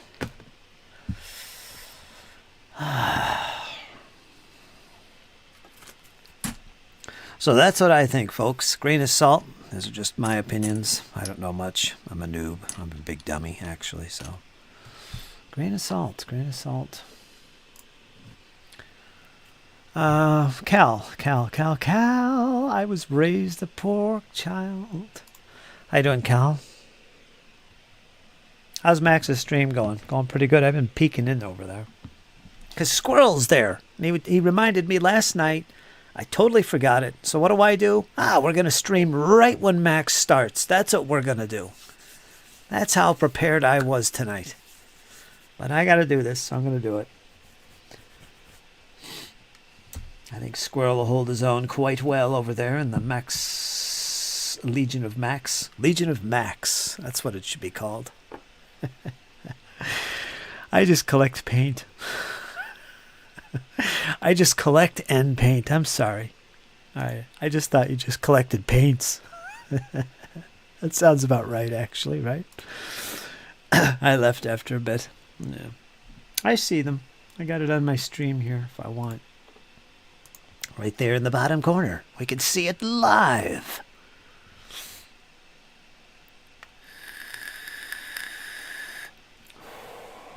I haven't talked to Max in at least a month and a half, maybe 2 months. Oh, he's a busy guy. I miss you, Max.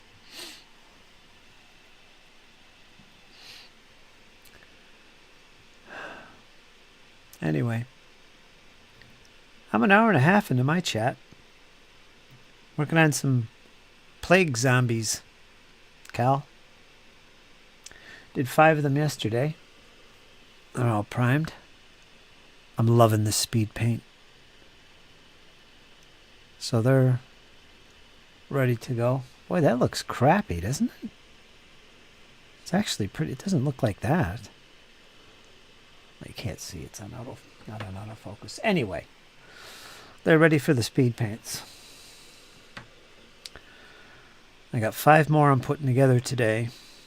And then I think I got 5 ghouls and a character model to lead them. Nah, these are my stuff. I haven't done any client work at all, and it feels great. This is for Deadzone.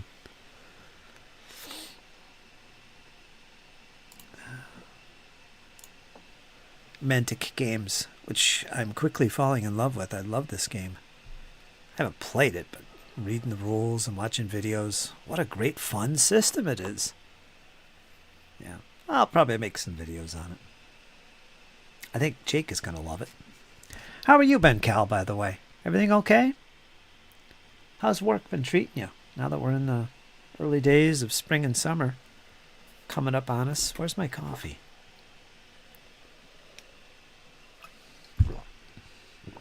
That's right, you got that gray skull.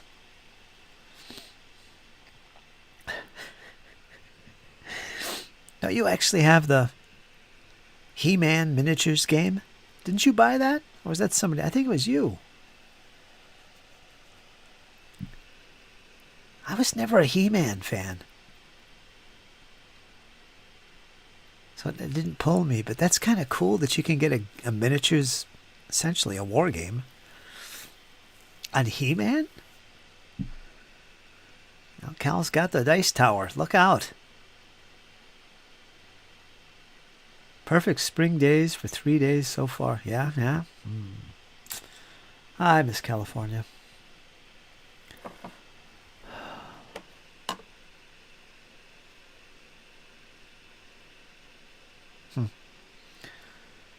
Temps dropping right now. Let's see what we're at in the weather department here on the East Coast.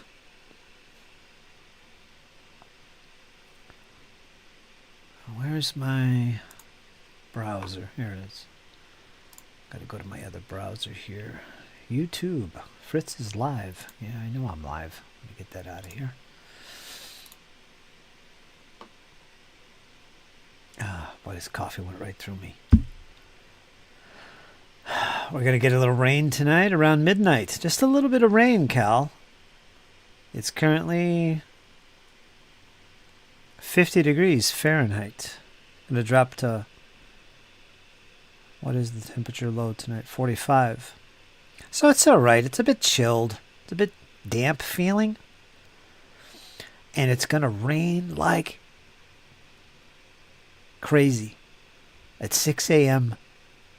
tomorrow morning. For like 15 hours, we're going to get a rain. I don't know if it's a heavy rain or a light rain or what, but we got rain coming. I'm not happy about that because you know my problems there. So I'm just waiting for the weather to change, get a little bit better and consistent so I can start fixing this place. And I can't do it when it's raining, so I got to deal with that. Get out my rain collectors, right? That's what I need to do. I should do that.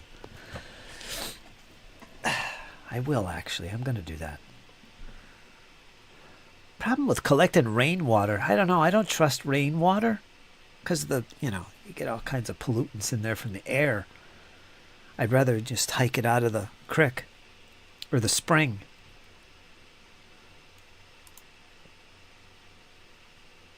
You boil it up. It's good. But you still got to deal with the chemical stuff. GM Cody's wondering what kind of life I live. What is he talking about? Hey, I'm thinking about putting in a hand pump. Water pump in the back. One of those. Everybody should have those. At least as a backup. Anyway, let me get back to my chat here.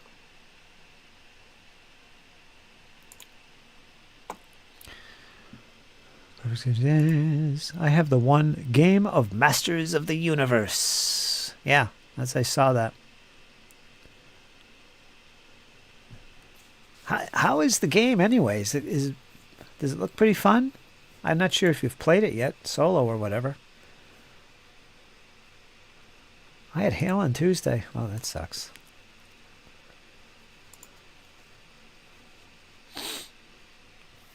They had to make a game for Lion-O and the Thundercats. That might be fun. I watched a lot of Thundercats. What's another one? They probably do make a game for Thundercats. I don't know about it. Oh, I don't know. I've never gotten into that aspect of wargaming. The cartoon-themed stuff, I don't know.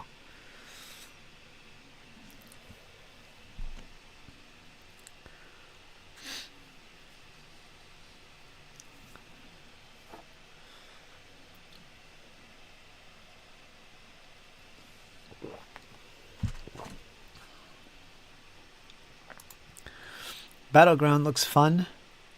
No one to play it with, so I just want to paint the minis. Well, nothing wrong with that. That's great. That's the majority of the hobby, right?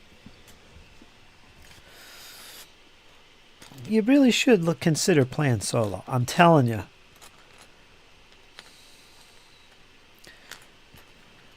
Some people just they don't get it, the solo aspect of it. They just can't do it. Some people just can't do it.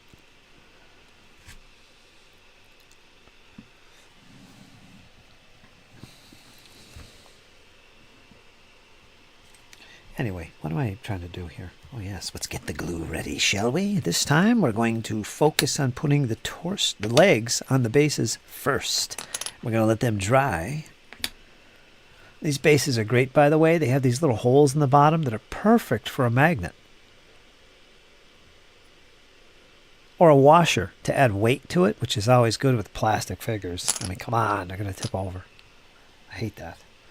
I'm about to start a solo project. Yes, you see that? You see that, Cal? Solo wargaming's a thing, man. Ever since I got in this hobby as a little kid, playing little toy soldiers by myself, I never had issues getting into solo gaming. Never saw it as an issue. I was always easily able to change and swap hats. And I think a lot of it is because when I play a game, whatever the game is, I'm more interested in the story and the narrative as opposed to the competitive aspect of trying to win and use the best tactics or learning new tactics, which is fun too in solo gaming. But I'm more about watching this story unfold on my tabletop. That's what's great about it. It just gets immersive for me. I feel like I'm watching this battle occur and making decisions based on who the general is in this instance and what his knowledge of the battlefield and situation is at that time. So I'm not playing with all this meta-knowledge. I'm playing from the perspective of this guy sitting in the saddle, commanding these brigades of infantry and waves of dragoons as they set before a hill and attempt to take it. They don't know what's on the other side. That's the way I see it. And man, I get into that And I prefer that over playing with other people. But social gaming is great. I do that too with my nephews. But that's different. It's very distracting. So I prefer more of the more of the immersion you get with a solo game. And the same is true with board games. That's what I get out of it.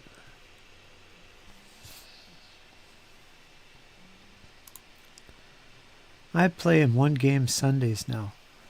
Online? Oh, that's good. That's good. That's good, Cal. I play solo all the time and play with groups. There you go. Yeah, me and you are a lot alike, Cody. I can pick up on that pretty quick. Which is good.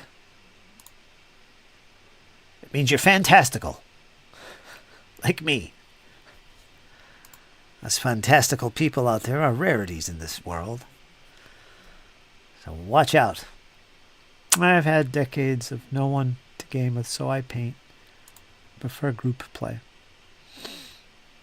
All right, have a good night, Fritz. Okay, Cody. Off to watch her movies with the wife. Fully agree, by the way. It's all about the immersion and story. Yep, fantastic. You take care, my friend. I'll be on again. Keep your eyes peeled on the feed, and I'll watch out for your video coming up. Horror. Horror's good. Horror's good. So there you go, folks. GM Cody, everybody. Check out his channel. I think you guys already do. Let's take a quick look at the... Oh, where is it? There he is. Take a good look at what's going on over in the Legion of Myth world. I could actually turn on the sound.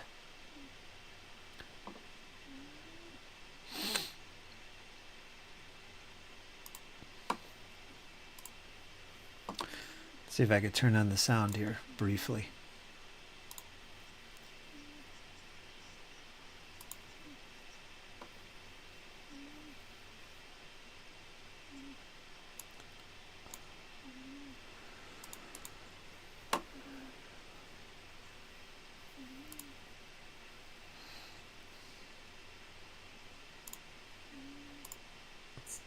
And you can Oh, see that it, explains by a the way, to lot. talk to people. Yeah. My family is from northern Germany, and I actually have relatives that are German there, and I tried to contact them. It's from a dumb little town called, I can't even say it. It's like this long in words, but I'll actually talk to you about it, see if you can find the little town. Tell them, hey, why don't you talk to your American cousin? Anyway. Yeah, they struggle a lot. It's just... Okay.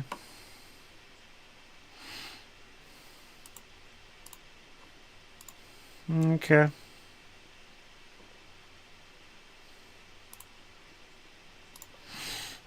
So I see what's going on over there still. Good, good, good. Got the squirrel holding down the fort.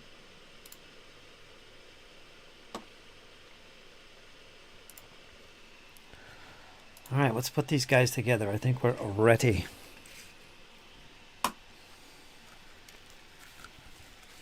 Sehr good. Let's go.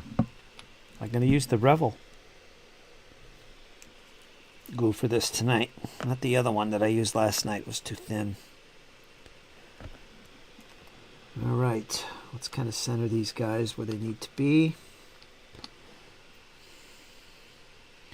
Let me see. Yeah. Sadly, a lot of these guys are on their tiptoes. That is an issue. I don't like that. There's less to adhere to the base. And I just forgot. I need to put some texture on here. Oops. And that figure just flew off the table. Wow. Well, I gotta look for that model. It disappeared. Let me add some texture to these bases. It helps the figures stick or melt. Let me go find that. 1 second.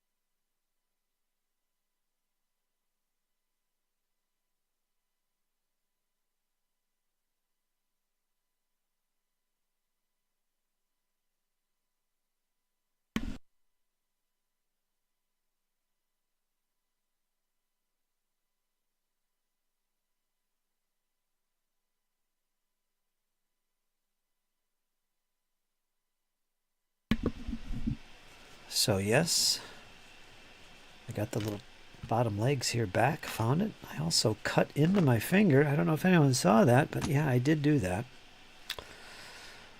Didn't make a fuss about it. So I had to take care of that as well. Got a little careless.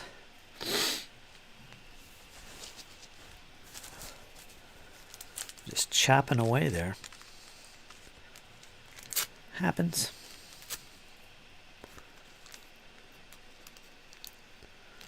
These X-Actos can be nasty.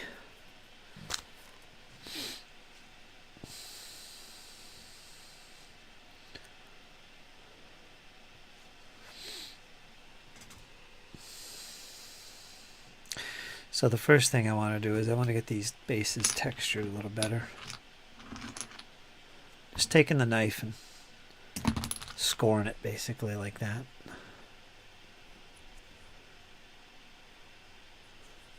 Could do it on the bottoms too.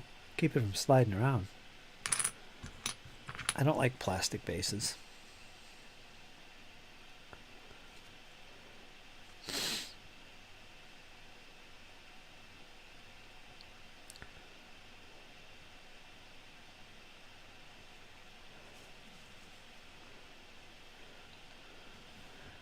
So you can see, got a little bit going on there. Boy, I cut into that. Let's break out the bandage.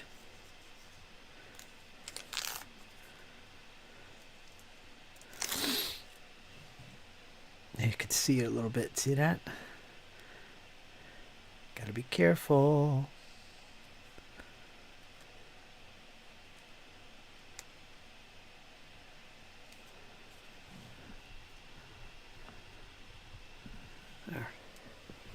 All good. Now let's get back to this craziness. Oh, I got blood on my optivisor. This is crazy. Battle wounds. What is happening?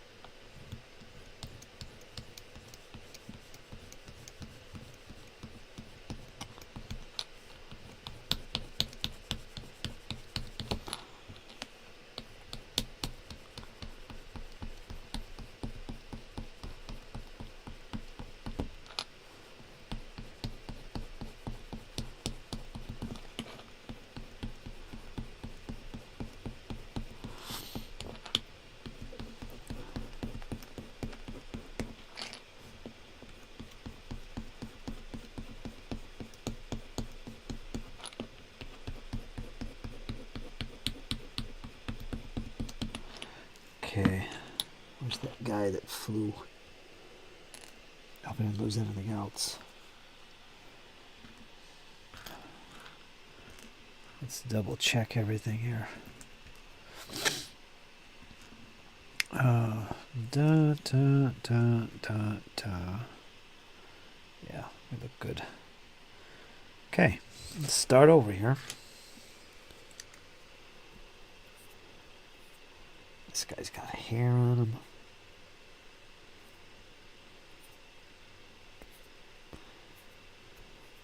Ay, ay, ay.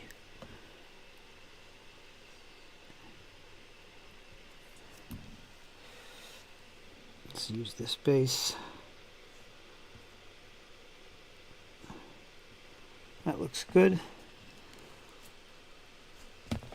Kind of spin it and move it and push it because it's trying to melt.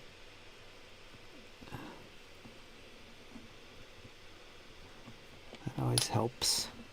Okay, that's one. That looks good. You gotta kind of line them up with an idea of where the torso is going to be, so they don't end up top heavy or forward heavy or something like that. You gotta really think. All right, this is just the toes. Right here, it looks like the whole bottom foot is on the base. That's good. That's what we want. This guy needs to be a little bit forward.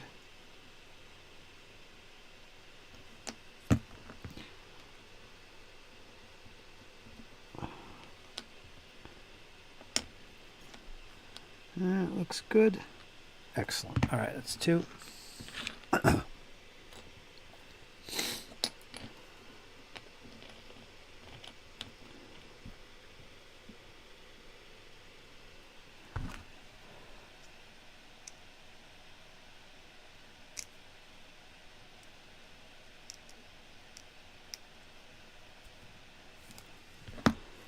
Okay.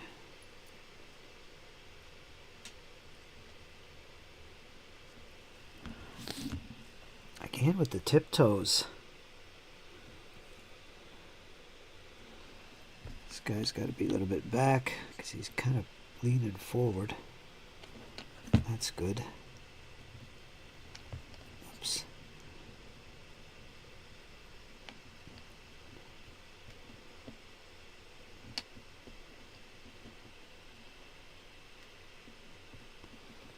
All right. That's 3. Got 2 more here.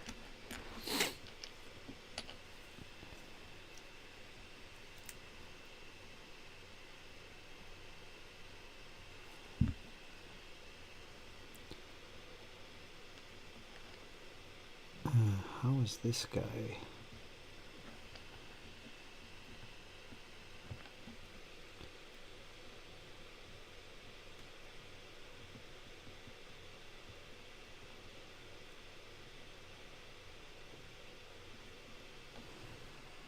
Okay, that's good. I got 1 more.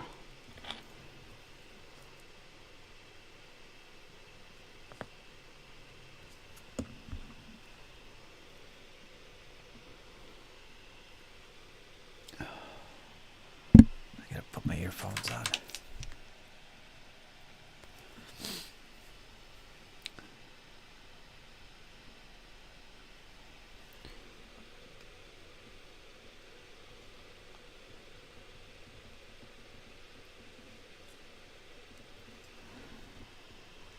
Again with the tiptoes. All right, there he is. That's all 5.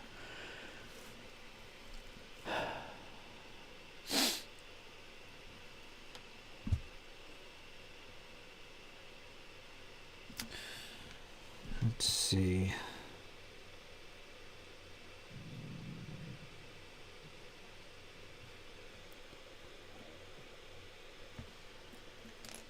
Guess I could put the heads in the torsos while we wait here.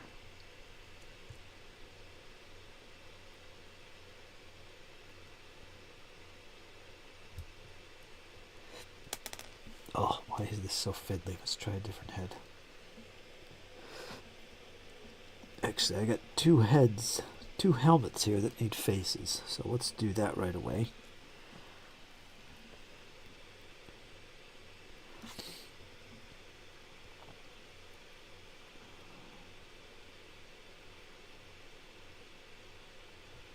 Make sure it fits. Kind of a gap there, that doesn't look right. Let's try the other helmet.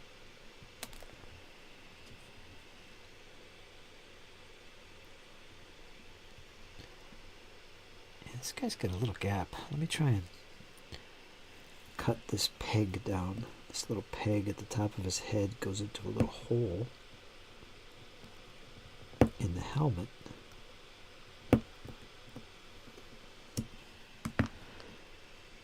Let's see if that helped.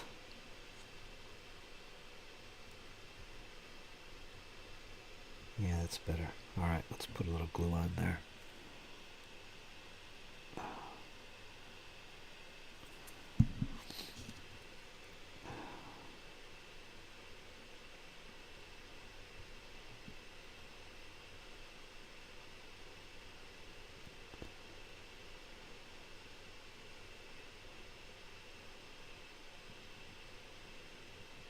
Alright. We got another one. Oh, I probably should dry fit this too.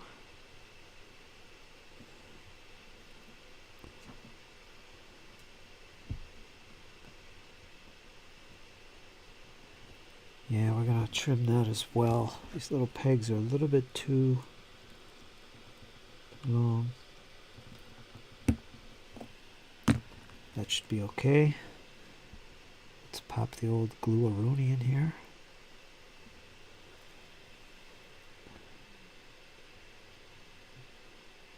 That's a little too much, but that's okay. We'll pop the face in. Plague zombies. The plague is upon us. Whoops, hold on. Oh, it's so fiddly. Can't use my index finger here. My pointer finger. There we go. Nope, that's crooked. Hold on, what is happening? Okay, I see. Hell, it's supposed to be a little crooked on his head. Alright, set that down. Mini Warmot. Just received my Firefight the Plague box. No kidding. No kidding. That's what I'm putting together. I'm doing the Plague. I'm doing a Plague faction here.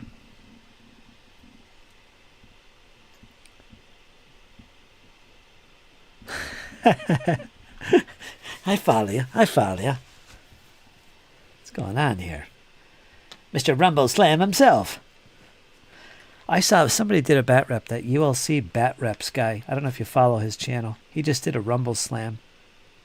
That was a good game. I enjoyed watching that. Yeah, I see how the game works now. Pretty cool. Pretty cool. Pretty cool with the Rumble Slams. What factions did you get anyway? Mini Warmut, what do you got? What do you got cooking with the factions? I know you did a unboxing of sorts, but I don't remember much from it. That was a while ago. I don't remember what factions they were. I got the Asterians, Night Stalkers, and the Plague. All the factions that are my least favorites. So I'm going to get them done now as opposed to later, because later I probably won't. But I don't know, I'm getting into the Plague. And then I'm going to buy some faction boxes for the others. Particularly the Forge Fathers, the Vermin, and the GCPS dudes. I'm pretty fond of those. Or the Enforcer Pathfinders. They look particularly exciting. Yeah. So, yeah. You also did a fantastic... Yeah, I saw that. That was great. I think that's the first Rumble Slam he's done. No, there was one before that. That's right. One before that he did. Yeah. What a fun game that looks like. I mean, you come off the ropes and stuff to get some extra movement and things. Oh, that's cool. I can't wait till you do one. Do some Rumble Slam. Because I know you'll do all the fancy editing too with the sounds. So it's going to be a good show. I'll get my popcorn and stuff, and I will watch this on Friday nights. It's going to be a show, man. It's going to be a show. 2 hour of extravaganza. Just like the old days. Yeah, second. Just received my Firefight the Plague box. You follow me, Fritz? Huh? You followed me?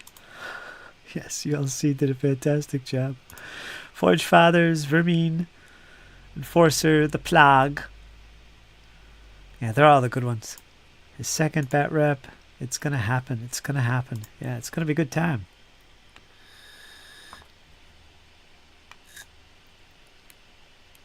It's a game I'll look into. I enjoyed your live stream too. The one with the live play of Zombicide. That's a good game for playing online. That's good. Big figures, colorful mats, or boards. You did a good job at that.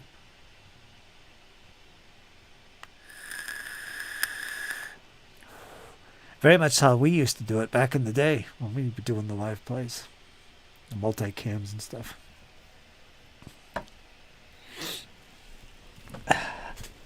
Now look here, see? I'll take the crowbar and open the door. Everybody stand back. I'll make a clearing path for us. And all of a sudden, just like that, you're overwhelmed with zombies in the middle of the street. The alleyways are plugged, jammed, full of zombie bodies. There is no escape. Run away! Run away! All right, the lead pipe didn't work. The crowbar is useless. Who's got the shotgun? Jeb, you got the sawed off? All right, let's head out the back way. Oh, I found a gold watch. It's worth some coin. Throw it in your purse. Give it to Matilda. All right, let's go. You ready? Let's do this. Cover us with the M16. What a great fun time that is. You guys can see that on Mini Warmut's channel. He does a great job of presenting that. Whether it's his solo game session or it's his live plays with his buddies. Good fun. Good fun. Yeah, so there you go. Did I mess that game up? Did you? What'd you mess up? I didn't watch the whole thing from beginning to end. I popped in and out, listening in the background. So I probably missed it if you did something. Looked okay. As long as everybody's having a good time, right? You know? I did a Leroy Jenkins move. Okay. Leroy Jenkins. We were doing great, and I thought my plan would work. But. Means everything he just said prior is false. But.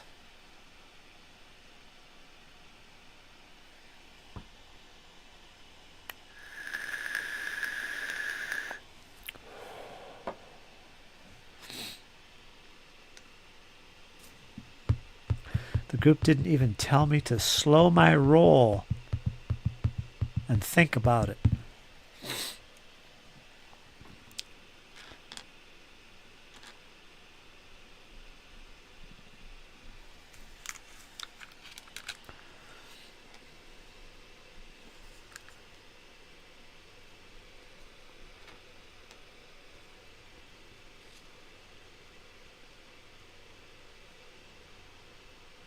How are you getting along putting these dead plague guys together if you're at that stage?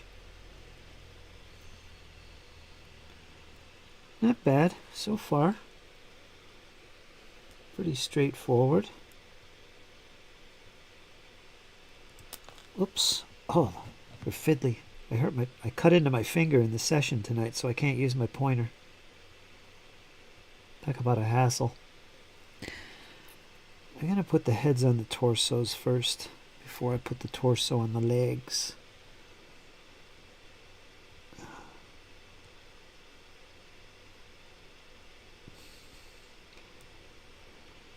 Oh, his head is really twisted. Let's not go that twisted.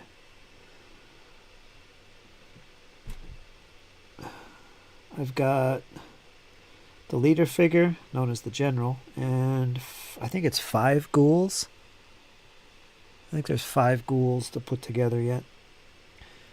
Then I'm going to do the Asterians, and then I'm going to do the terrain. And that'll all go by pretty quick.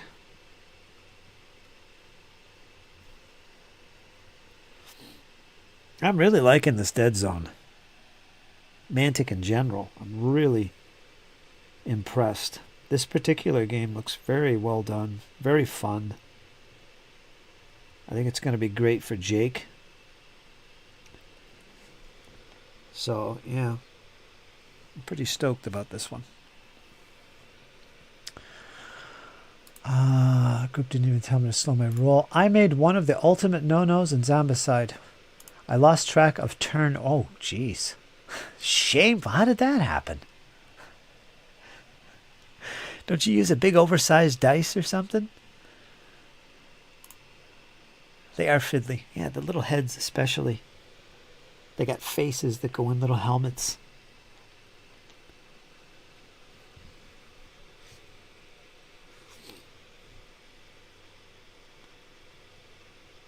What is this? This one wants to go in a...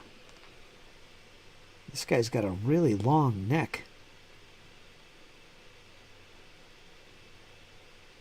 I don't know how that's supposed to look. That is unnatural. I don't want to trim it down.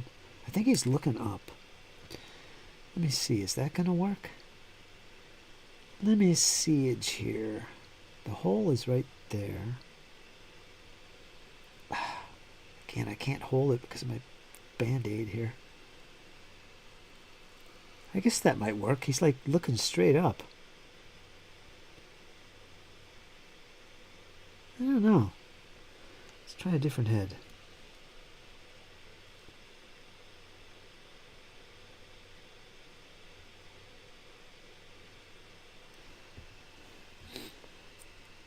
Let's try it. He's got a long neck. Yeah.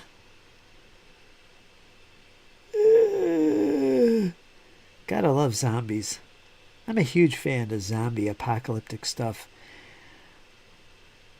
Zombicide is never a game I bought, though. I don't know why. I guess the price of it, and I just haven't been looking at it because of the price at the time. It is something I am going to get, though. Yeah, that looks good. Getting some wacky head posturing here. Crouchers, ready to charge. Yeah. I got this guy on here. You can't see it. It's too blurry. I'll show you what I got when I'm all done here. I got, let's see, 2 more helmet heads. No, 3. 3 more helmet heads. I think for the most part, you can see where these arms and heads are meant to match up with certain combinations. But that said, I don't think you really need to do that. I think there's enough leeway to use whatever you want with whatever you want. That's what I'm getting here. Which is nice, because they really don't give you step-by-step every single detail for each model. So you're pretty much going it on your own. Which is okay.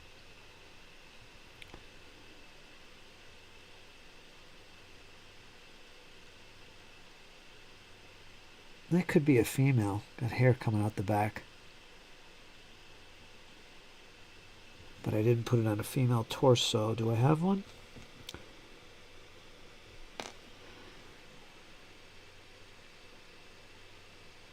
Alright, I'm going to backtrack on this. The female torso has a dude head. It's obviously a dude. To me, it looks like a dude. So I'm going to take that off. Ah. Damn it. So I'm going to use this one for the female because the helmet has long hair.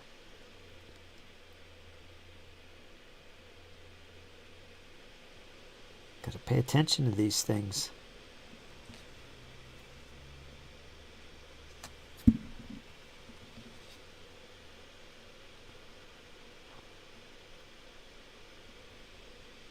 Yeah, that's good. I'm getting a little messy with the glue, sadly, but that's all right.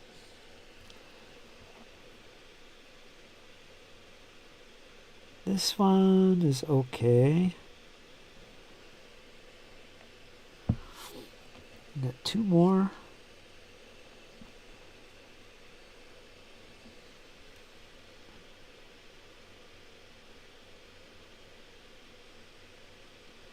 This one.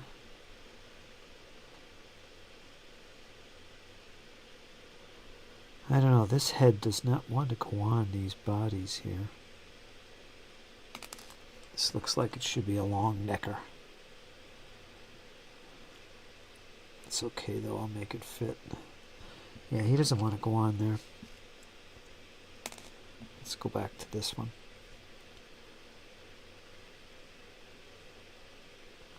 Yeah, you know what? I'm going to use a different head. I'm going to pull out one of the heads I didn't clean up yet and clean it up.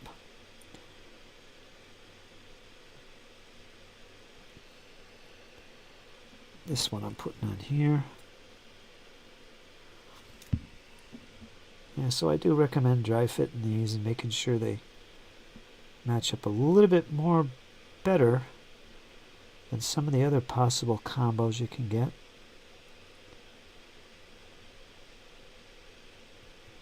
That looks good.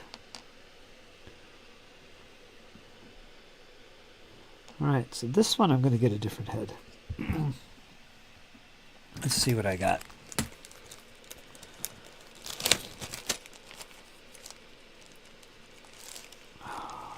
Let's see if I took one off. No, I didn't. Where's the sprue? I don't want to use this head, though. It's the one with the wavy long hair. Looks like James Brown. I feel good. Does it? Looks like James Brown. I already got one with that head on it, though. Is there any more? Guess not.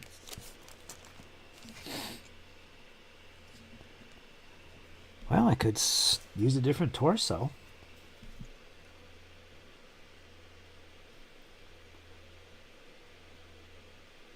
That's the same exact torso on the other figure. I already did that, though. Damn it. Alright, let's see if I could do some chopping here.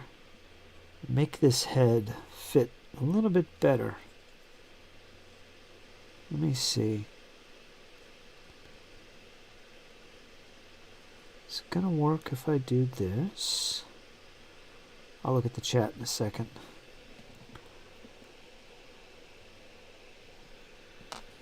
Damn it. Alright, let me take pause here. I'm off to get dinner and the wifey. Alright, my friend, you take care of yourself.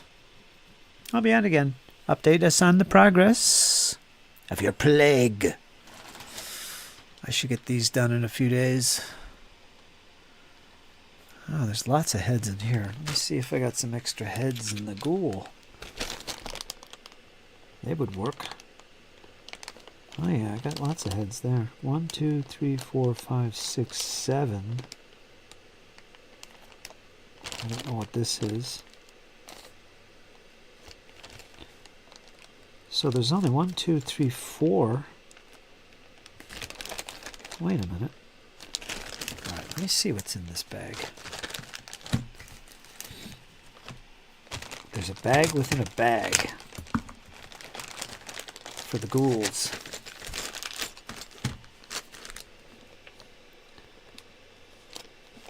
Right, these are the legs.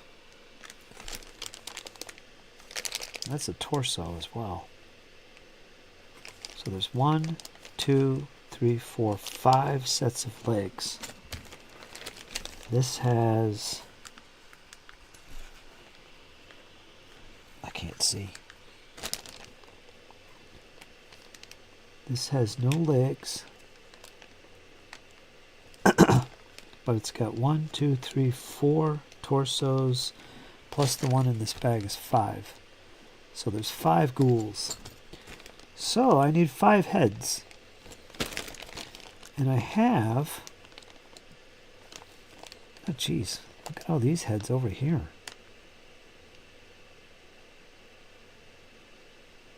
That's a dog head. That goes to the dog. There's 2 of those. I wonder if there's 2 dogs. I only see 1. And there's that head. That's the leader's head. So there's 2 options for the dogs, I guess. And this looks like an open jaw for the dog. Alright, so for heads, for the ghouls, we got 1, 2, 3, 4, 5, 6, 7. Which is more than enough. I'm going to grab a head from here and give it to one of the zombies. So that's good to know. Some of these heads are for the zombies too, I guess.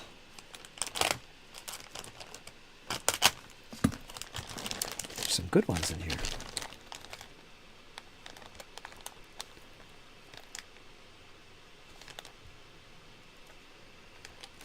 I want this one.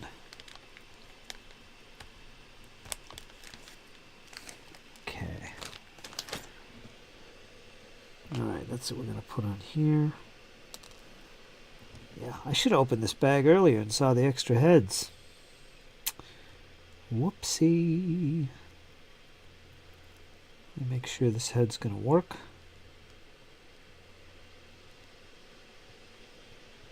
Yeah, that'll work. Alright, let's kind of file it a little bit. Let's clean up the face.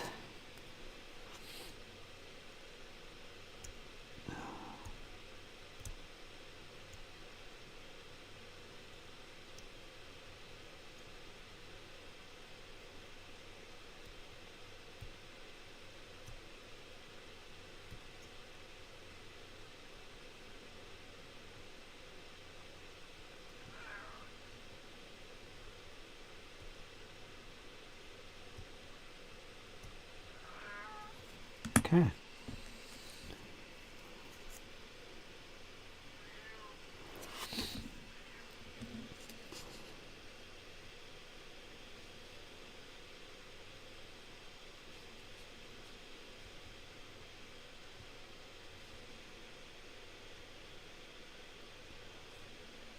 Okay, looks like Duke Nukem.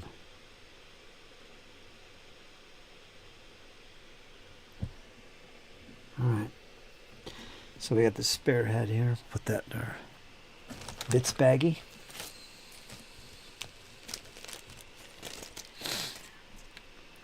Legs should be nice and dry now.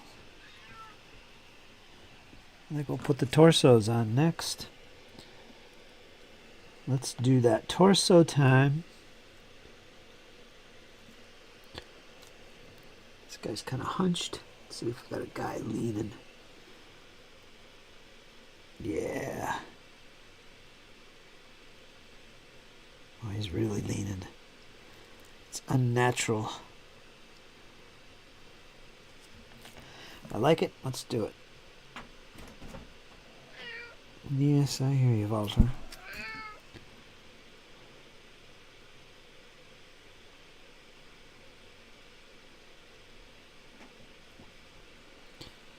So yeah, I recommend being a little bit mindful with how you put these figures together. Just don't randomly hook and pull and splatch them on. You'll get more interesting poses that way.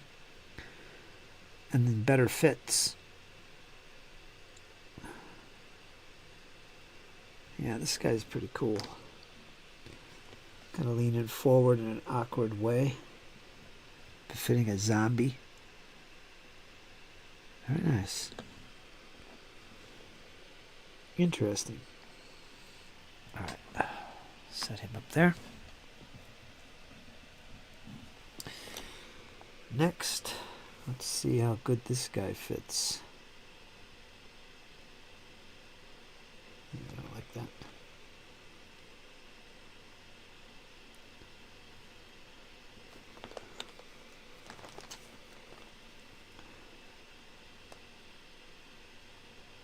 Like this. It's kind of rushing forward, hunched down a little bit, which fits this torso. Spin it around. A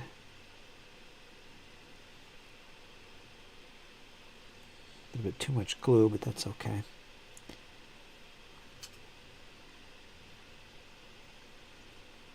It's way too much glue, actually.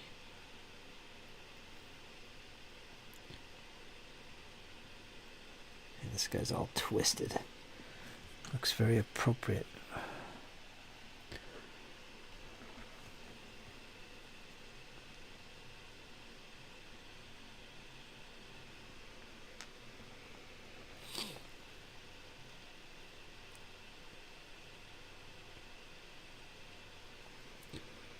Let's see.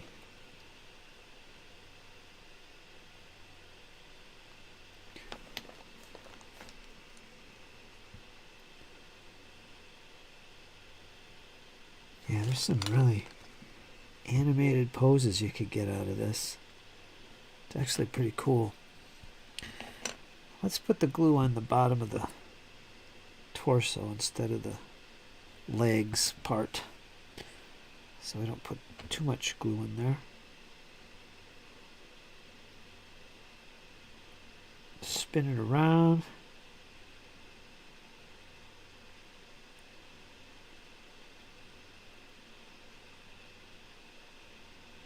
Yeah, these are pretty cool poses. You guys will see when I'm done here.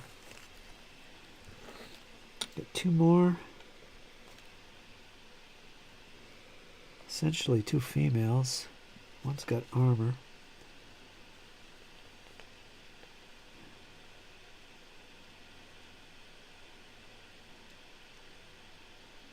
Let's see, that would probably work good for that one.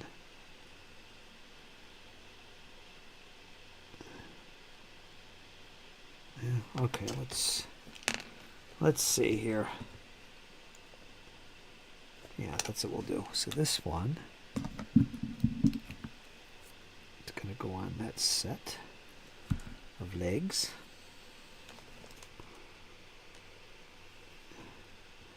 Pop it in, spin it around. Make sure that glue is getting in there.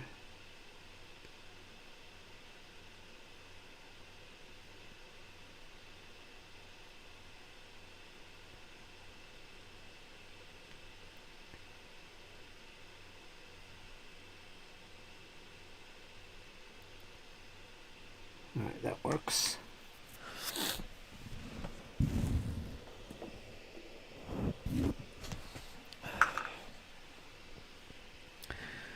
And we got one more.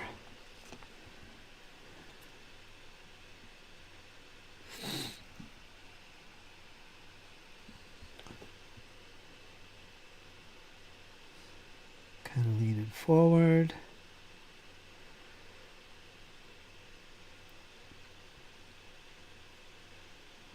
Yeah, that's pretty cool.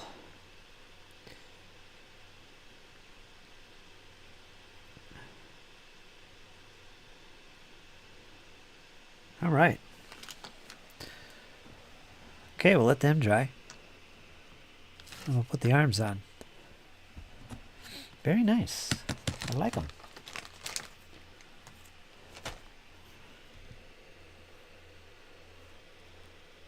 It's like a lot of extras here. They don't give you enough legs. So they go in the bits. Boxeroni. Let's do that. Let's clip everything and put them in the bits. The bits bin. The bits bag, actually.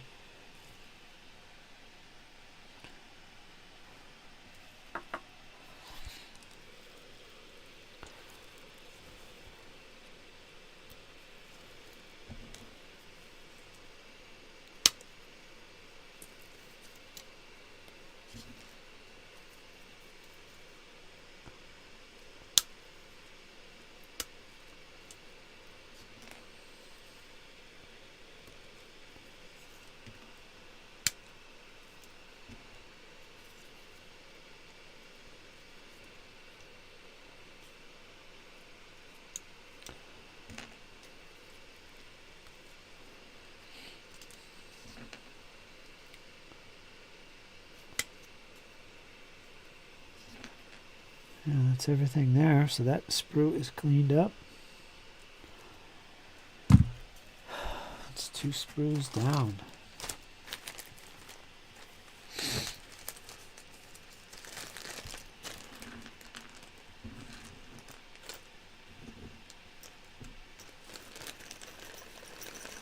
Let me make sure I have everything I need here. I should have 5 sets of arms.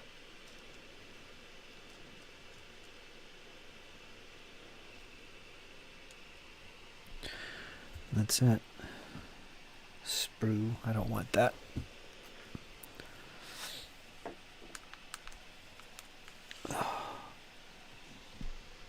La da da da da da da da. We'll get this done. What time is it? 9:42. Let's check on the Maxipod.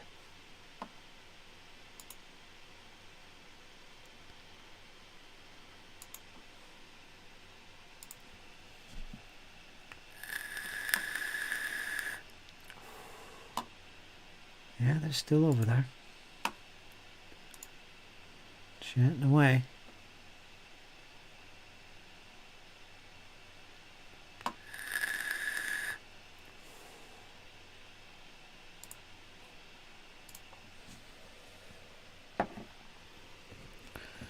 So these bases we'll set in here. I'm not going to work on the ghouls right now.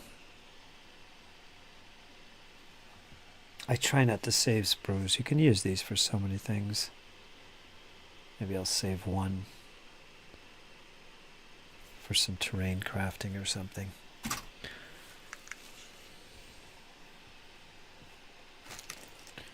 Which has me thinking, where was the other one? Maybe I checked it. These are the ghouls. We'll save them for tomorrow, or whenever I start putting the others together. So I got five ghouls, which are cool because they're big and they got guns, and a leader figure known as the General. Where is he? Oh, he's resin. He's in a resin baggie. I haven't looked at him actually. There's his body. Yeah, I recognize him. He's got some extra bits here. There's a head.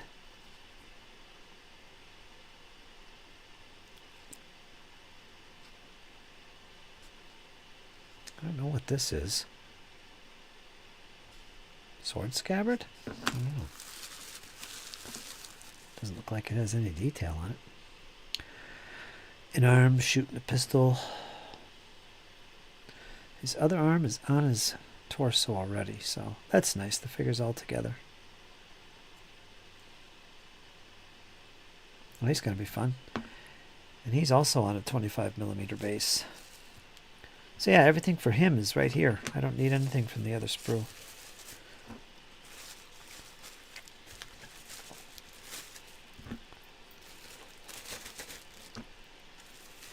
We got a nice collection of bits.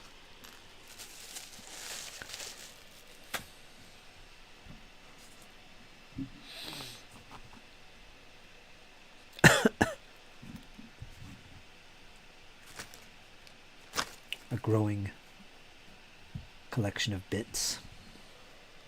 I actually had a massive bits box, don't we all? And I sold that. As you do. Make good money on that. People buy bits boxes, if you can imagine. Lots of useful tidbits.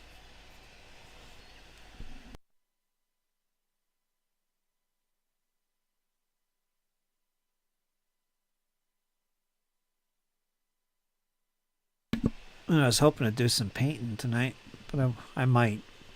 Not online, not in this session. Got a zenithal going on here because I'm going to use some speed paints on this.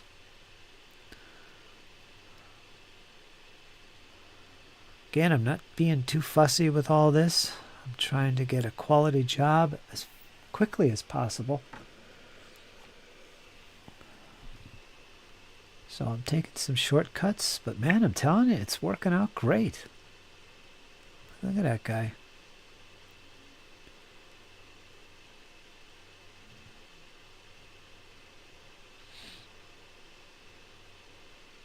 I got to think about the colors. It'll be somewhat random because this is a hodgepodge of folks. Most of them look like they were military type troops, GCPS troops. So I got to kind of think what colors I want to use for my GCPS, although it could be different. I'm going to use a green, I think, for my actual faction. Like the ones in the book, because I like dark green. Like my Dark Angels. But I could see some dark blues. Or even an off-white and black. I don't want them looking too mix and match. I want them to actually look like they got uniforms.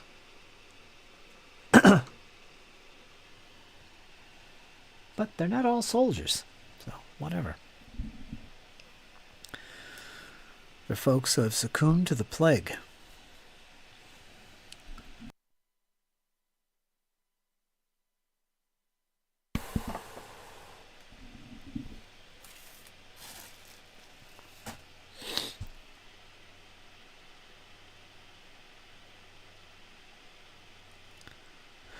Not sure how this arm and weapon goes together.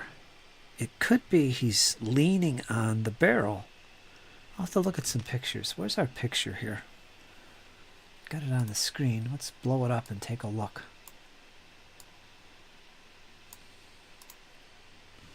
What are we looking at?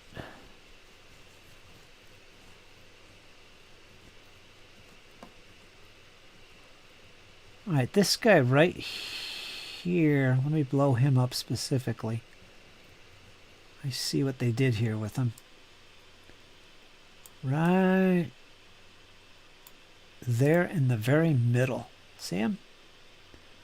That guy right in the middle. He's kind of lifting a weapon up in the air over his head. That's the guy I'm curious about. So that's how he goes together.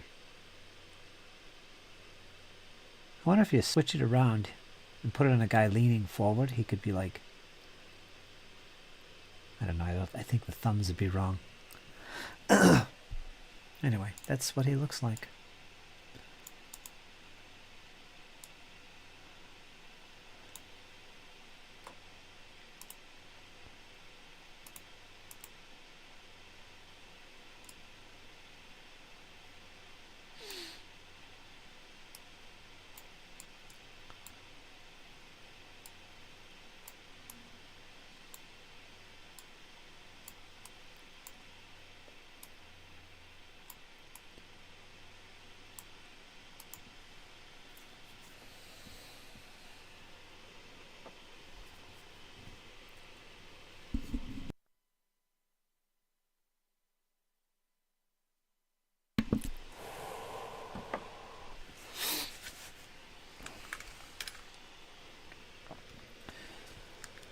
Well, I don't want to be too impatient here.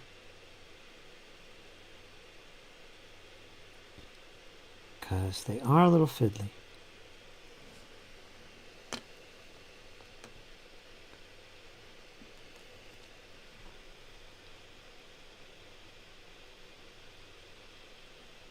For the most, well, what guy is actually... Let me look at that picture again.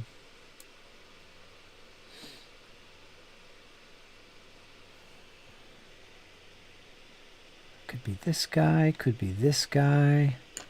So these two guys could be swinging that weapon. Keep that in mind.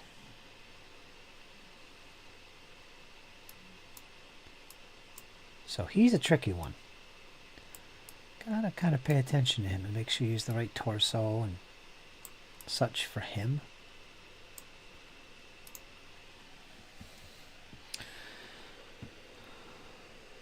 I'm gonna let him set first. So let's work on a different guy.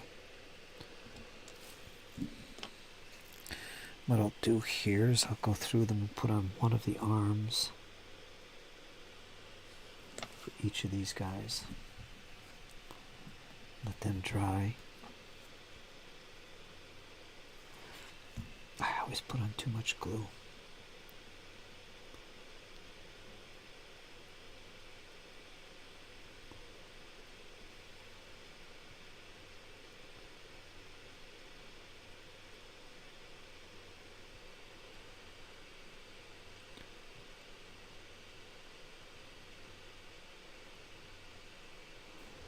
That looks good. Let's try this figure. That's the wrong arm. Let's see, is there one without armor?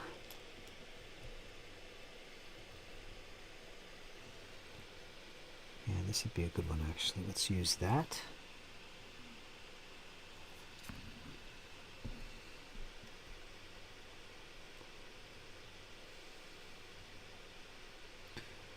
Push it on, swish it around. Yeah, that looks really good.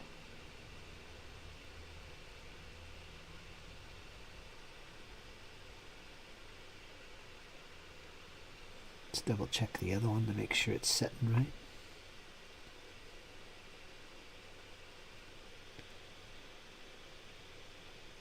That's okay. Okay, let's grab this guy.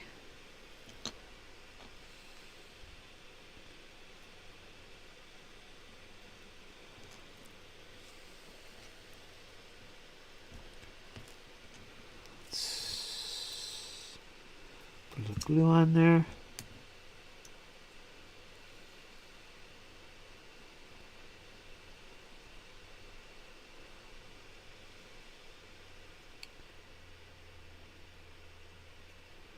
Yeah, I'm really digging these guys. Honestly. I didn't think I would, but I'm liking them. Alright, let's go back to this first one and do the other arm.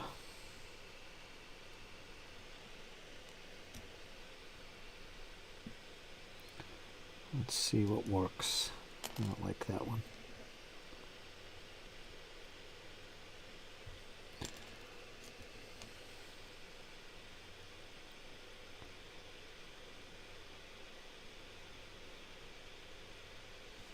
Let's try this one.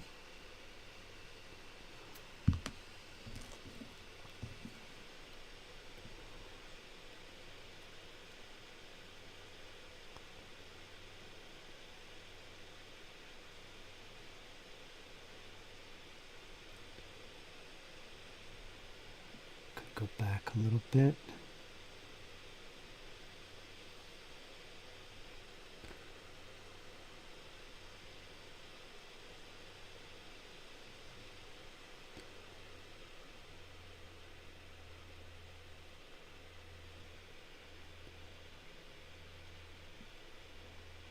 Alright, that works.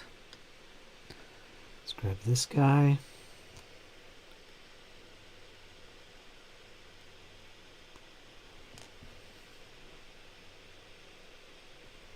That'll work for him, so let's see if this arm will work for this guy. Yeah, we'll do that. Alright, so let's do this guy first.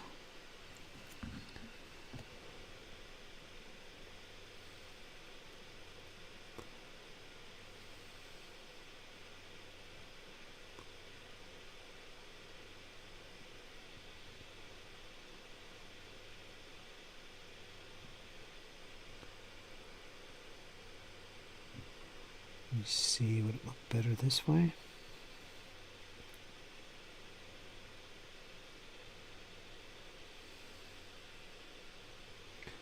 That looks good.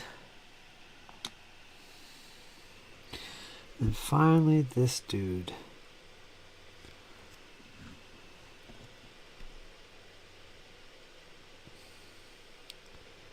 That's right, I still got another guy there.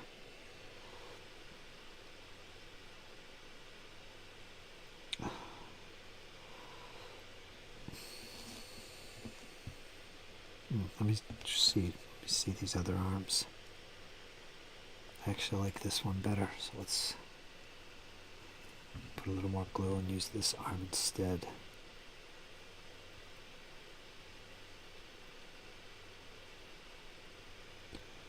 Yeah, I like that better. Just clawing, ripping and tearing. Alright, so that's those three. They're all done. Then we got these two guys, both of which can be the guy swinging this weapon. So I have to experiment. Let's try this guy first. Looks like Duke Nukem. Let's see if he's going to work for this. He's swinging way up in the air.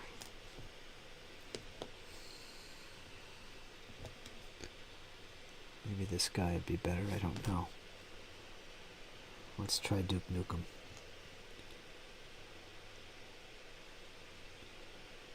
There's this arm. And then there's this arm. This guy's going to be tricky.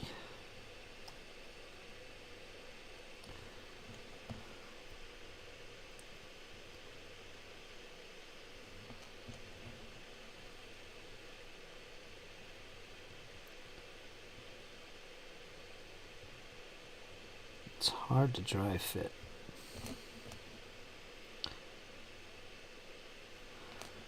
Yeah, that might work. So I'm pretty sure it'll work with him. This guy, let's see if he would be better. This is actually a female. Or a long-haired hippie. This one actually looks even better. Possibly. Arms might be going together too close.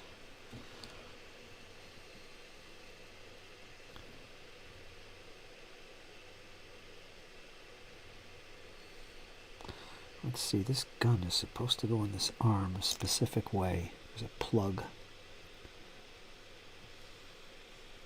So I think what I might do is actually attach this first. This is the only tricky model.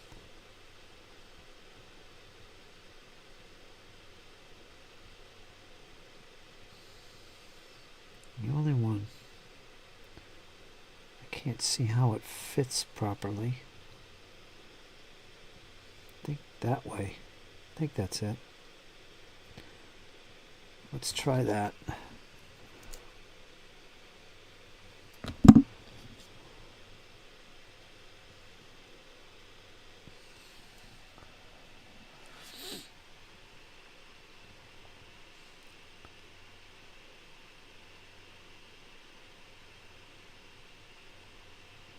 So the arm will be holding on to it there. I think that's right. Yeah, this is the only tricky one so far.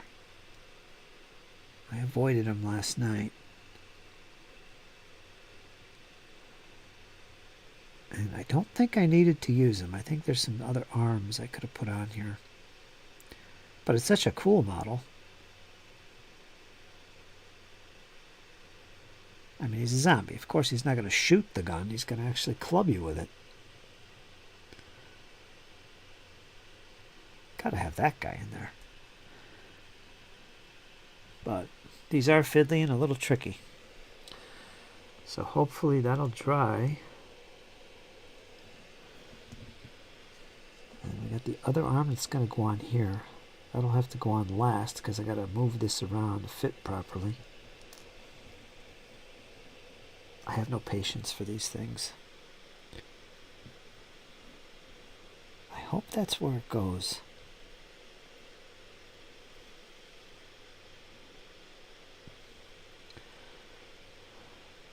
Let's dry fit and see what it looks like. Okay, she's got it raised up over her head like that. So let's try and dry fit the other arm.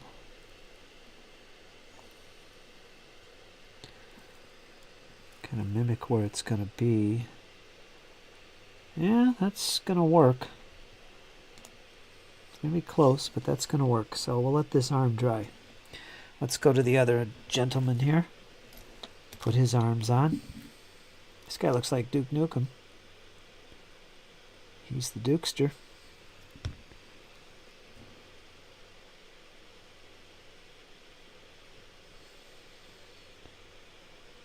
Pretty animated here.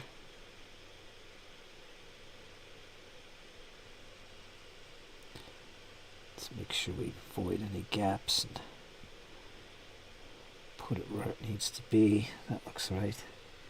Looks like he's taking a bullet actually.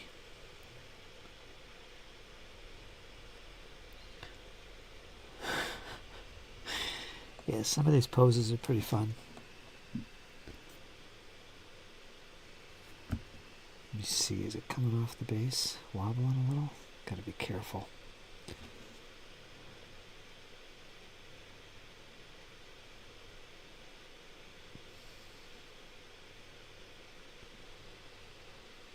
Yeah, he does. He actually looks like he's taking a bullet.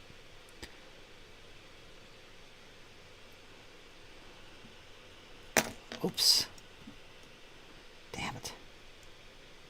Yeah, he weathered that quite well. I'll show these guys up close when they're together.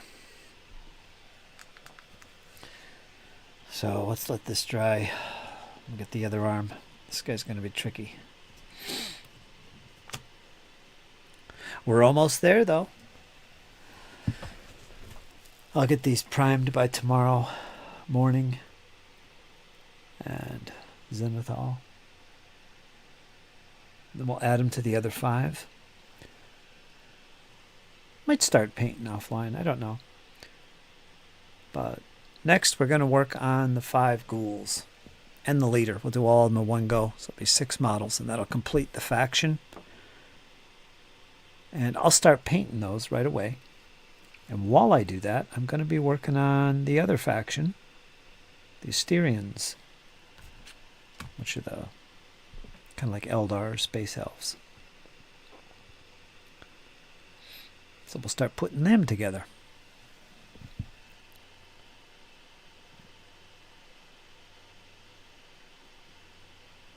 So they should be done in a few days. Then it's terrain.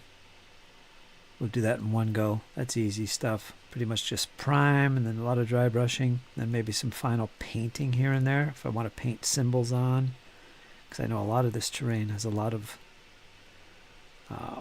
details like that. Probably take longer in one session to do that. There's actually a lot of terrain. It's not just buildings. There's a lot of scatter terrain. So freaking useful for my games.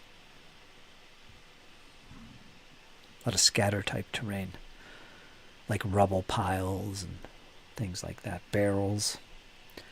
And I got some other terrain I've got from some old Necromunda 40K sets that I'm going to add to this. I'm going to get that all painted up as well. Then we'll be set. Ready to play some Deadzone.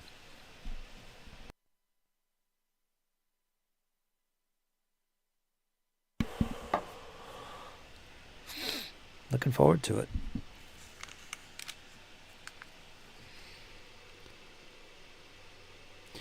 Okay, so I want to put this left arm on first.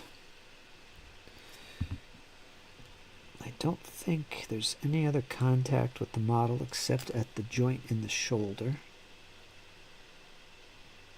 Trying to remember where that's going to be. Now I got to put on the other arm before this dries in place. So I could kind of manipulate it. Man, is that right? Is that going to work? Alright, we're about to find out.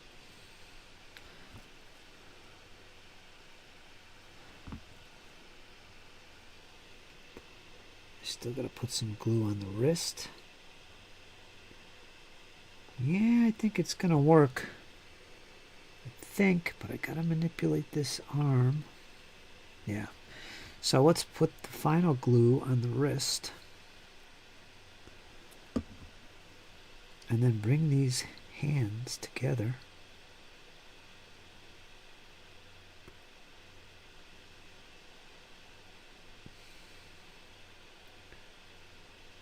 Yeah, I think this is going to work out nice. No odd gaps or anything.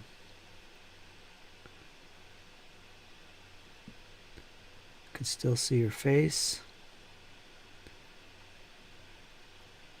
The gun is slightly touching the helmet. A little glue would be nice in there. Let's see if I could dip a little glue in there. This is where this little rod comes in handy with the Revel painting thing. Unfortunately, mine's plugged. So we're going to just drop a minimal blob in there. Kind of pull it up and down. Let it soak in there. And then press it a little bit against the head. Just a little bit. Get some added support for the gun. Yeah, it actually went together really good. Just a little fiddly. And you do have to match it up with the proper body, which should be kind of leaning to one side because it's swinging this big old gun around. Alright, that's all done. I'm going to show you guys the end results now while they dry. Hopefully there's no drooping arms. And see what they look like. This little group is a little more animated than the other ones were.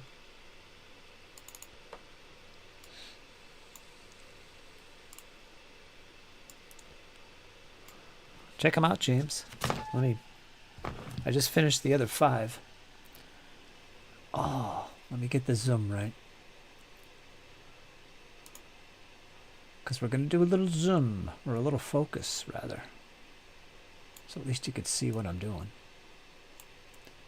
Let's see, where is it? Right there? That's good.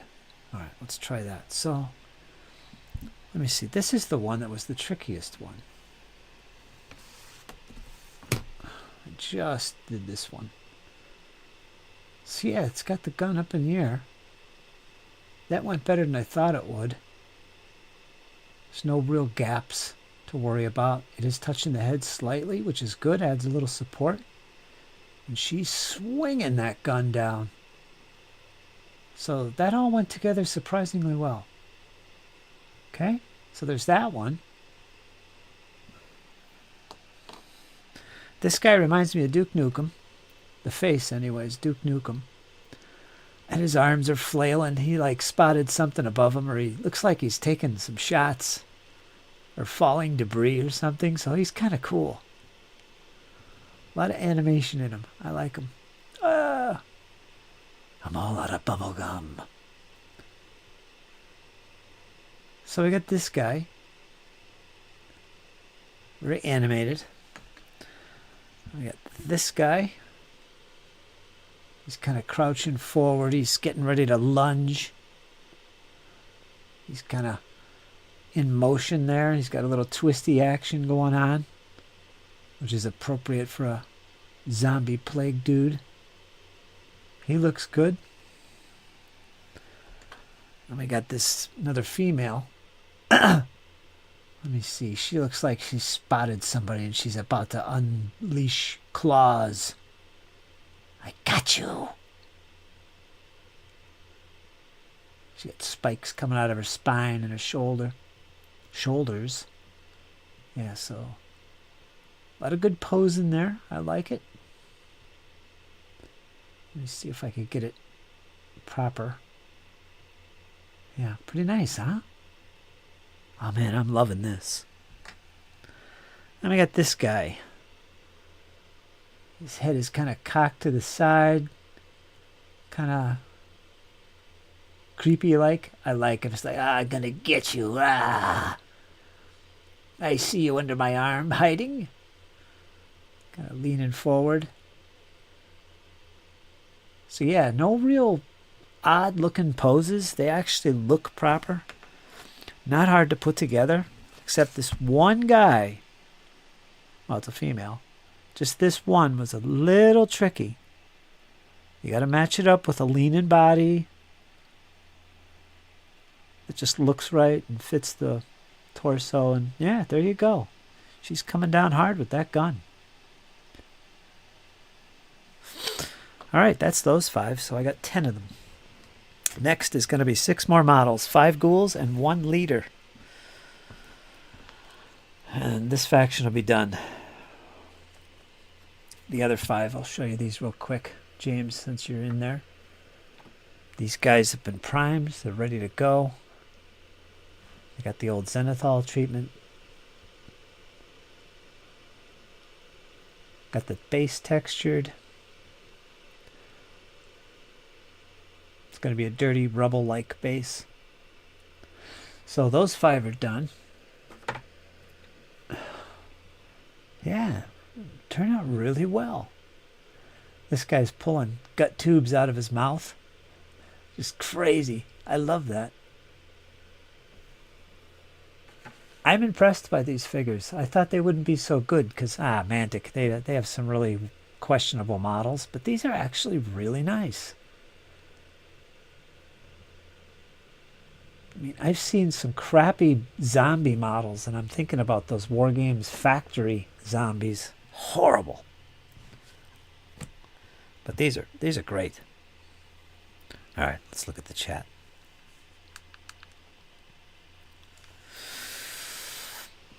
Oh, I can't see this. Let me fix this. Hold on. There we go.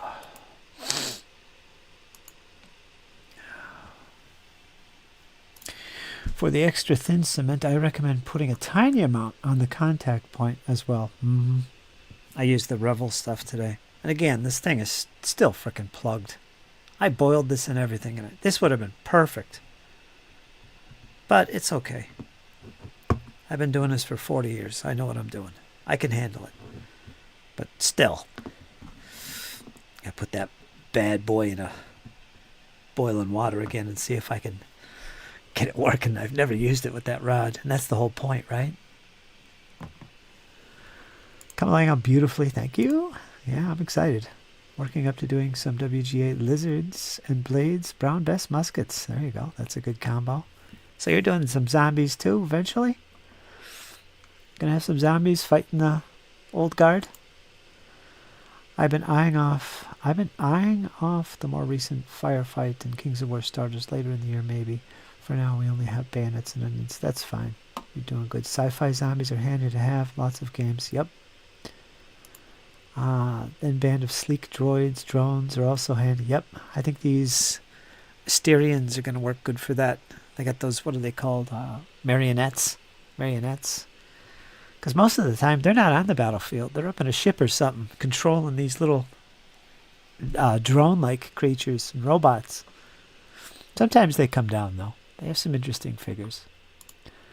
Good stuff. It's more like with Warlord, the older ones need a refresh. Yeah, these came out good. I'm very happy with these. Surprised, actually. I have some WGA zombies and older. Yeah, I was looking at the War Games Atlantic stuff too today. They got a lot of nice stuff. The box sets, not just the printable STLs, but they got a lot of good stuff that I could use. There's a lot of stuff, period, I have available as options. See, this is the stuff I've not been able to do for years. I haven't been able to sit around and just look at this stuff for my own use. I haven't done that. If I have, I'm not really excited because I'm so focused on just, 10 mil Napoleon. It's just great. I love this. This is like nothing for you guys, but to me, it's like being in the hobby all over again. I love it. As I lose my voice. I got a little hair on this little glue hair. Is that a glue hair or my hair?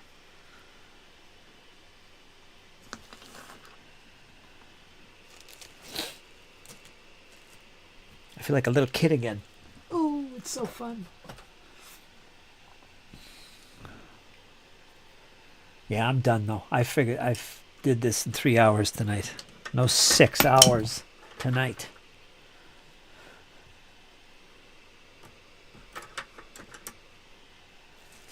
Excellent. They have World War II black powder zombie heads on the sprue. The difference is like night and day. Yeah. Yeah, I was looking at War Games Atlantic. Who was the other one? Victrix. I was looking at a lot of Victrix today. You probably saw that new game they're coming out with. It just reminded me, my gosh, can we ever get a break from new games? Every time you turn around, here's another one. You know, I'm just getting into this. Then all of a sudden you see it. This would be great for me, of course, you know. What's it called? Pillage. Because I'm building an Arthurian era army. I'm going to use Victrix. And here's a great way to slowly build up that army for my Triumph games. 28 mil, baby. So yeah, that's another addition to my collection I'm sure I will get into. We'll let that slow burn though. I'm not going to jump on that to any time quick. But it's interesting. Looks good. Any game that promotes itself as focused on narrative and storytelling and heroics is right up my alley. And that's what they say that game is about. Storytelling, narrative. Are you kidding me? We need more of that. Less of this tournament-based game systems. You want to ruin a great game? You know, put the focus on tournaments. I.e. 40K, Warhammer, maybe a little Kings of War. They're going that direction pretty heavy. I guess that's why you see all these whack job armies. The focus on monsters, like you said. Don't like that. But the nice thing about Kings of War, you have the option of not playing that way. You could play with the traditional armies because they're there. I mean, yeah, they got these weird armies too, but you don't have to play with them.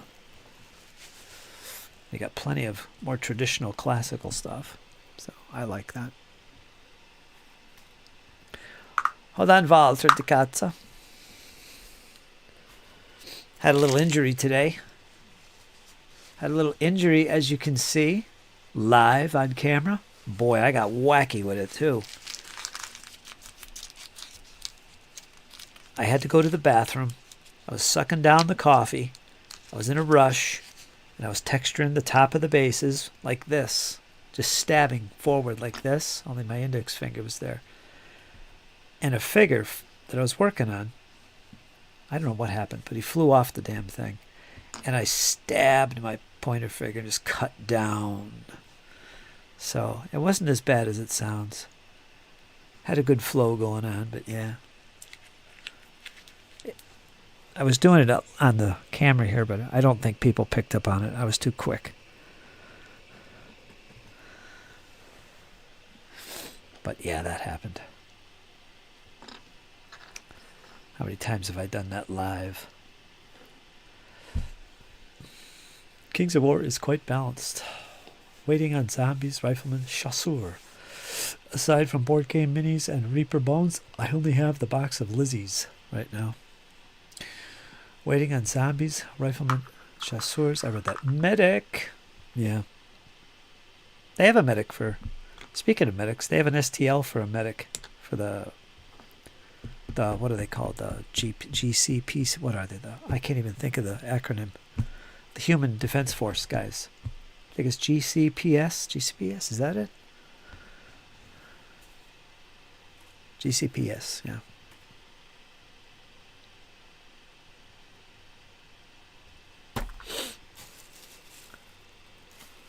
Yeah, six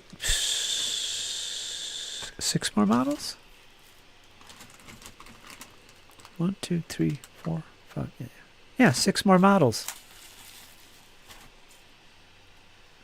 Mysterian's got a pretty nice leader model. It's one of these guys.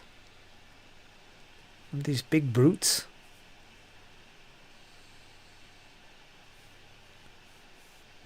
He's pretty cool.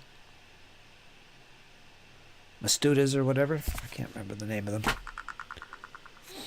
I get the sense that the Asterians have a little bit of the Asian influence in their stuff. A little anime going on, I think.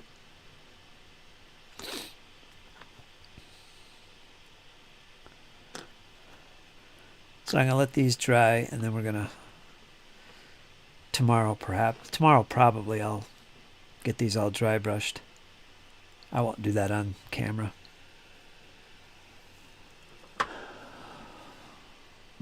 I did all this morning. Like,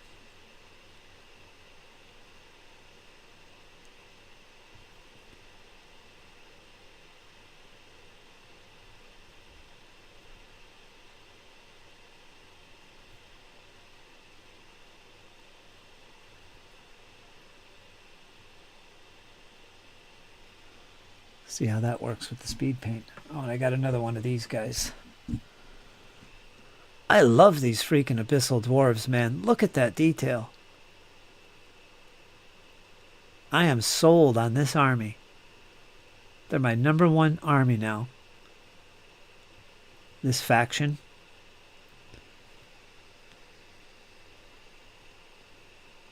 Is that a mold line? I don't think so. That's the edge of the sword. Look at that. Speed paint all the way, baby. I am so impressed with the speed paint, James. I like the Firefight universe. Yeah, I think they call it Warpath. The Warpath universe? I think it's called the Warpath universe. And Firefight and Deadzone, they all use that universe. And it's pretty good. I agree. I didn't think I'd get into it, but I'm liking it. I could see myself using it like with some of these other games, like Stargrave, and it could be like the backdrop for things. And 5 parsecs, you know, makes sense, especially when I got all these figures. like the plague, being like the alien invasion force that happens in 5 parsecs. Corporate guards, yeah, they're interesting. Yeah, I knew you would like them. Yeah, you had me spot on there. Especially now after painting them. Oh, fantastic. That one I painted up. I love them. And they paint so well and quick.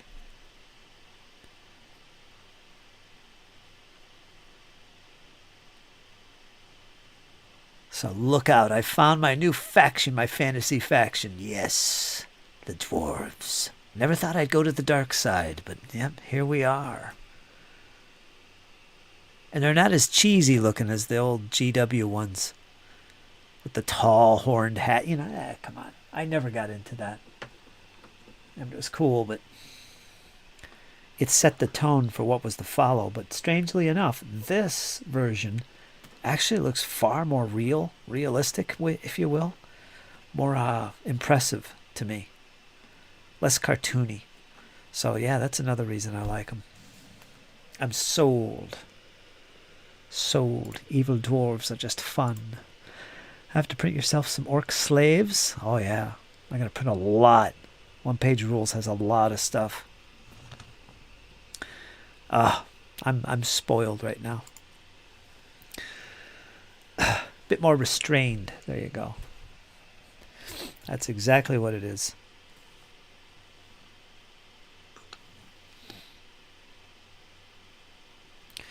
Is that a gap? How are you coming along, James? You got some more painted? Getting some more done? A little motivation for you. I got 5 more put together today. So all day today, what did I do? I primed all 5 of the ones from yesterday. I did that this morning. Took a little bit of time. We'll say about an hour. And then today, 3 hours, I put these 5 together. So that went pretty good. So that's what I did today, which is a lot for me.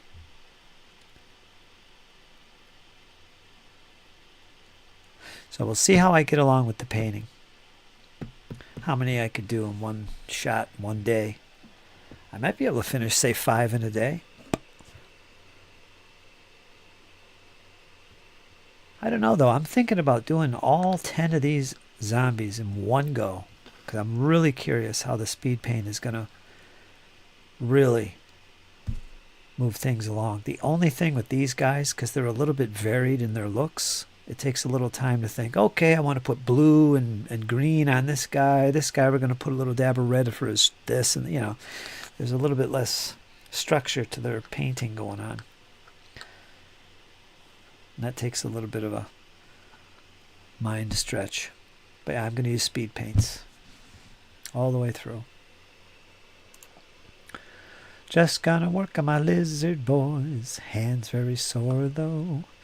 Ree's out, so I might have a grandpa nap and then get trimming. The lizard men kit even have AK-47s and gas masks. Now you like the lizard men. Oh, and snake men.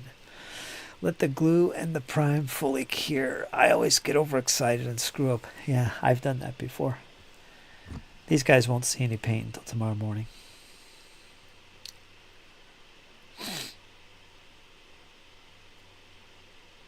For sure.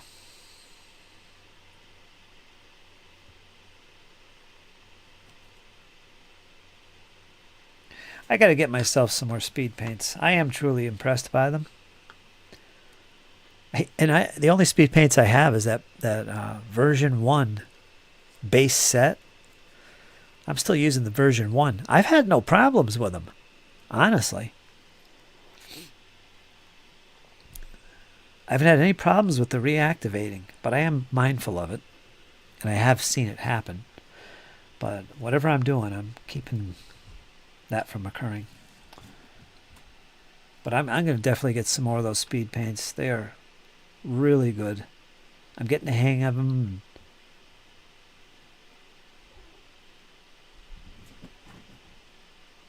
This idea of the slap chop and using the black with the gray and the white works for me.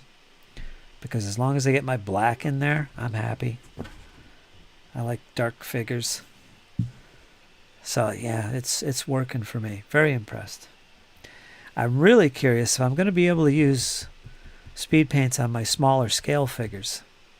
I know Stephen Smith has done it. In fact, he recommends only use speed paints on small scale figures, which is odd because it's the other way around in my opinion. But yeah, he uses them all the time.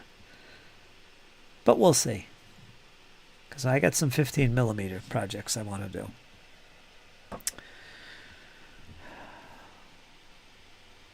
Right? At this stage in my hobby life, I want to build up those collections again. So I want to kind of, I don't want to say go quick, but go quick, you know? And so far, that's what it is. And I'm not really rushing. Those speed paints are just naturally quick anyway.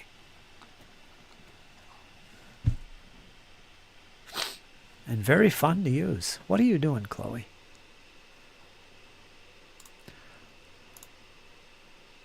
You might Vallejo Express. Yeah, somebody else mentioned Vallejo Express to me. I know. Maybe I'll get some of those. So far, they're all expensive. I'll have to look around again.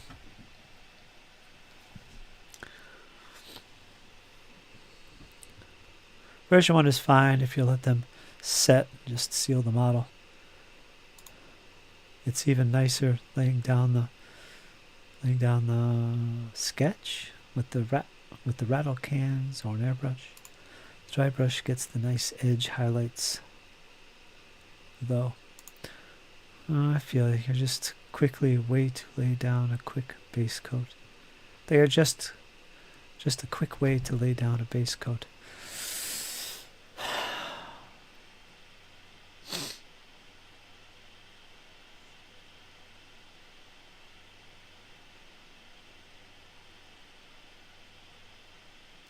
Another thing I like about this Deadzone game, really fun and simple to learn and easy to play. Jake's going to love it. But it's so accessible. Those starter factions, and then they have booster factions, are so cheap. I think the starter packs are like $25 to $40. The dwarves are the cheapest. You get like a dozen models of dwarves? Really? Like $25, $30? That's so cheap. That's all you really need. I could get a box for Jake, no problem. There he goes. You know, once he plays, they'll say, oh, you could do this faction and that one. What do you think? What would you like to get? You could paint him. And then he could paint up his own faction. That's great. Very excited about that. I'm so used to big, massive projects that take literally years, if not months, if not years. That never been a big skirmish gamer. But yeah. Anyway, quiet chat today. I totally forgot that Squirrel's over on Max's channel right now as we speak. In fact, let's take a little peek, shall we? Let's take a little peek. Let's see what's going on over on Maxipod Street. There he is. See him down there? There's the Squirrel Hermitage. Let me make sure that's still up to date. Yeah, it is. Yeah. They're over there. I got the sound off. Yeah, I forgot all about it. I told Squirrel I'd go over and watch. I left a comment and stuff, but I have to get my painting done, so I missed that. They're still over there. God bless them. Huh. Probably all getting wild. Oh, that's it. I guess they ended the stream. All right. Well, there they are.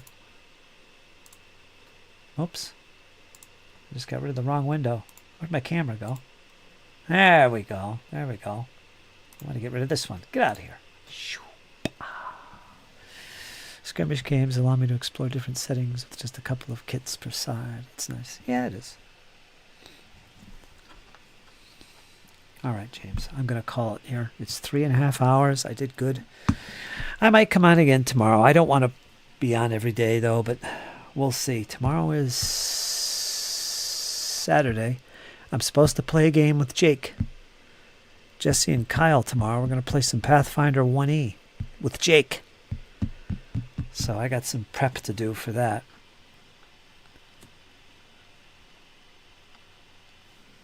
So I don't know if I'll be painting online tomorrow. We'll see. Gum flapping, to quote one of the greats. You can hear me, right? Test, test, test. Yeah, it's coming through. Gum flappage.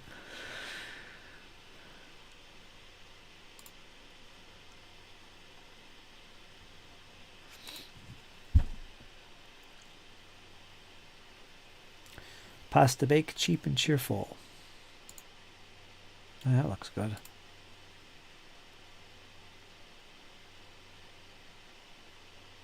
Huh. Yeah, that looks good. I'm gonna have more potatoes tonight, I think.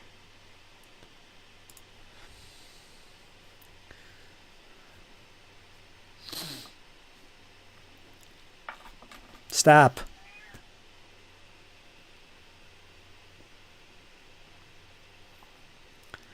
Market is competitive.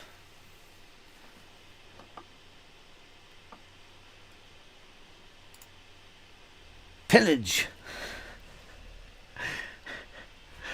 Yeah, there's so much to look forward to. This year is a big year for me. I think it is for all of us.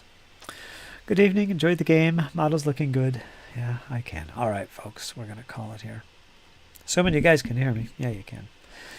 I'll see everybody possibly tomorrow. I got to do my game tomorrow, though, so we'll see. Otherwise, sometime next week, I will be back. And we're going to work on more of these guys. Eventually, I'm going to start doing a little bit on my commissions, but I might not do them on the stream. So there is that. I'm having too much fun doing this. So let's see what we come up with next time. Folk, hope you enjoyed. Going to have to check the pillage business out. Yes, the game comes out in 3 months or so. And it's just the rule book, but it's Victrix. And it looks to me like a great, easy way to get into that era. Like I want to. I'm planning on some big battles with Triumph in 28 mil. This would be great to be able to play as I collect. At least that's what I'm telling myself.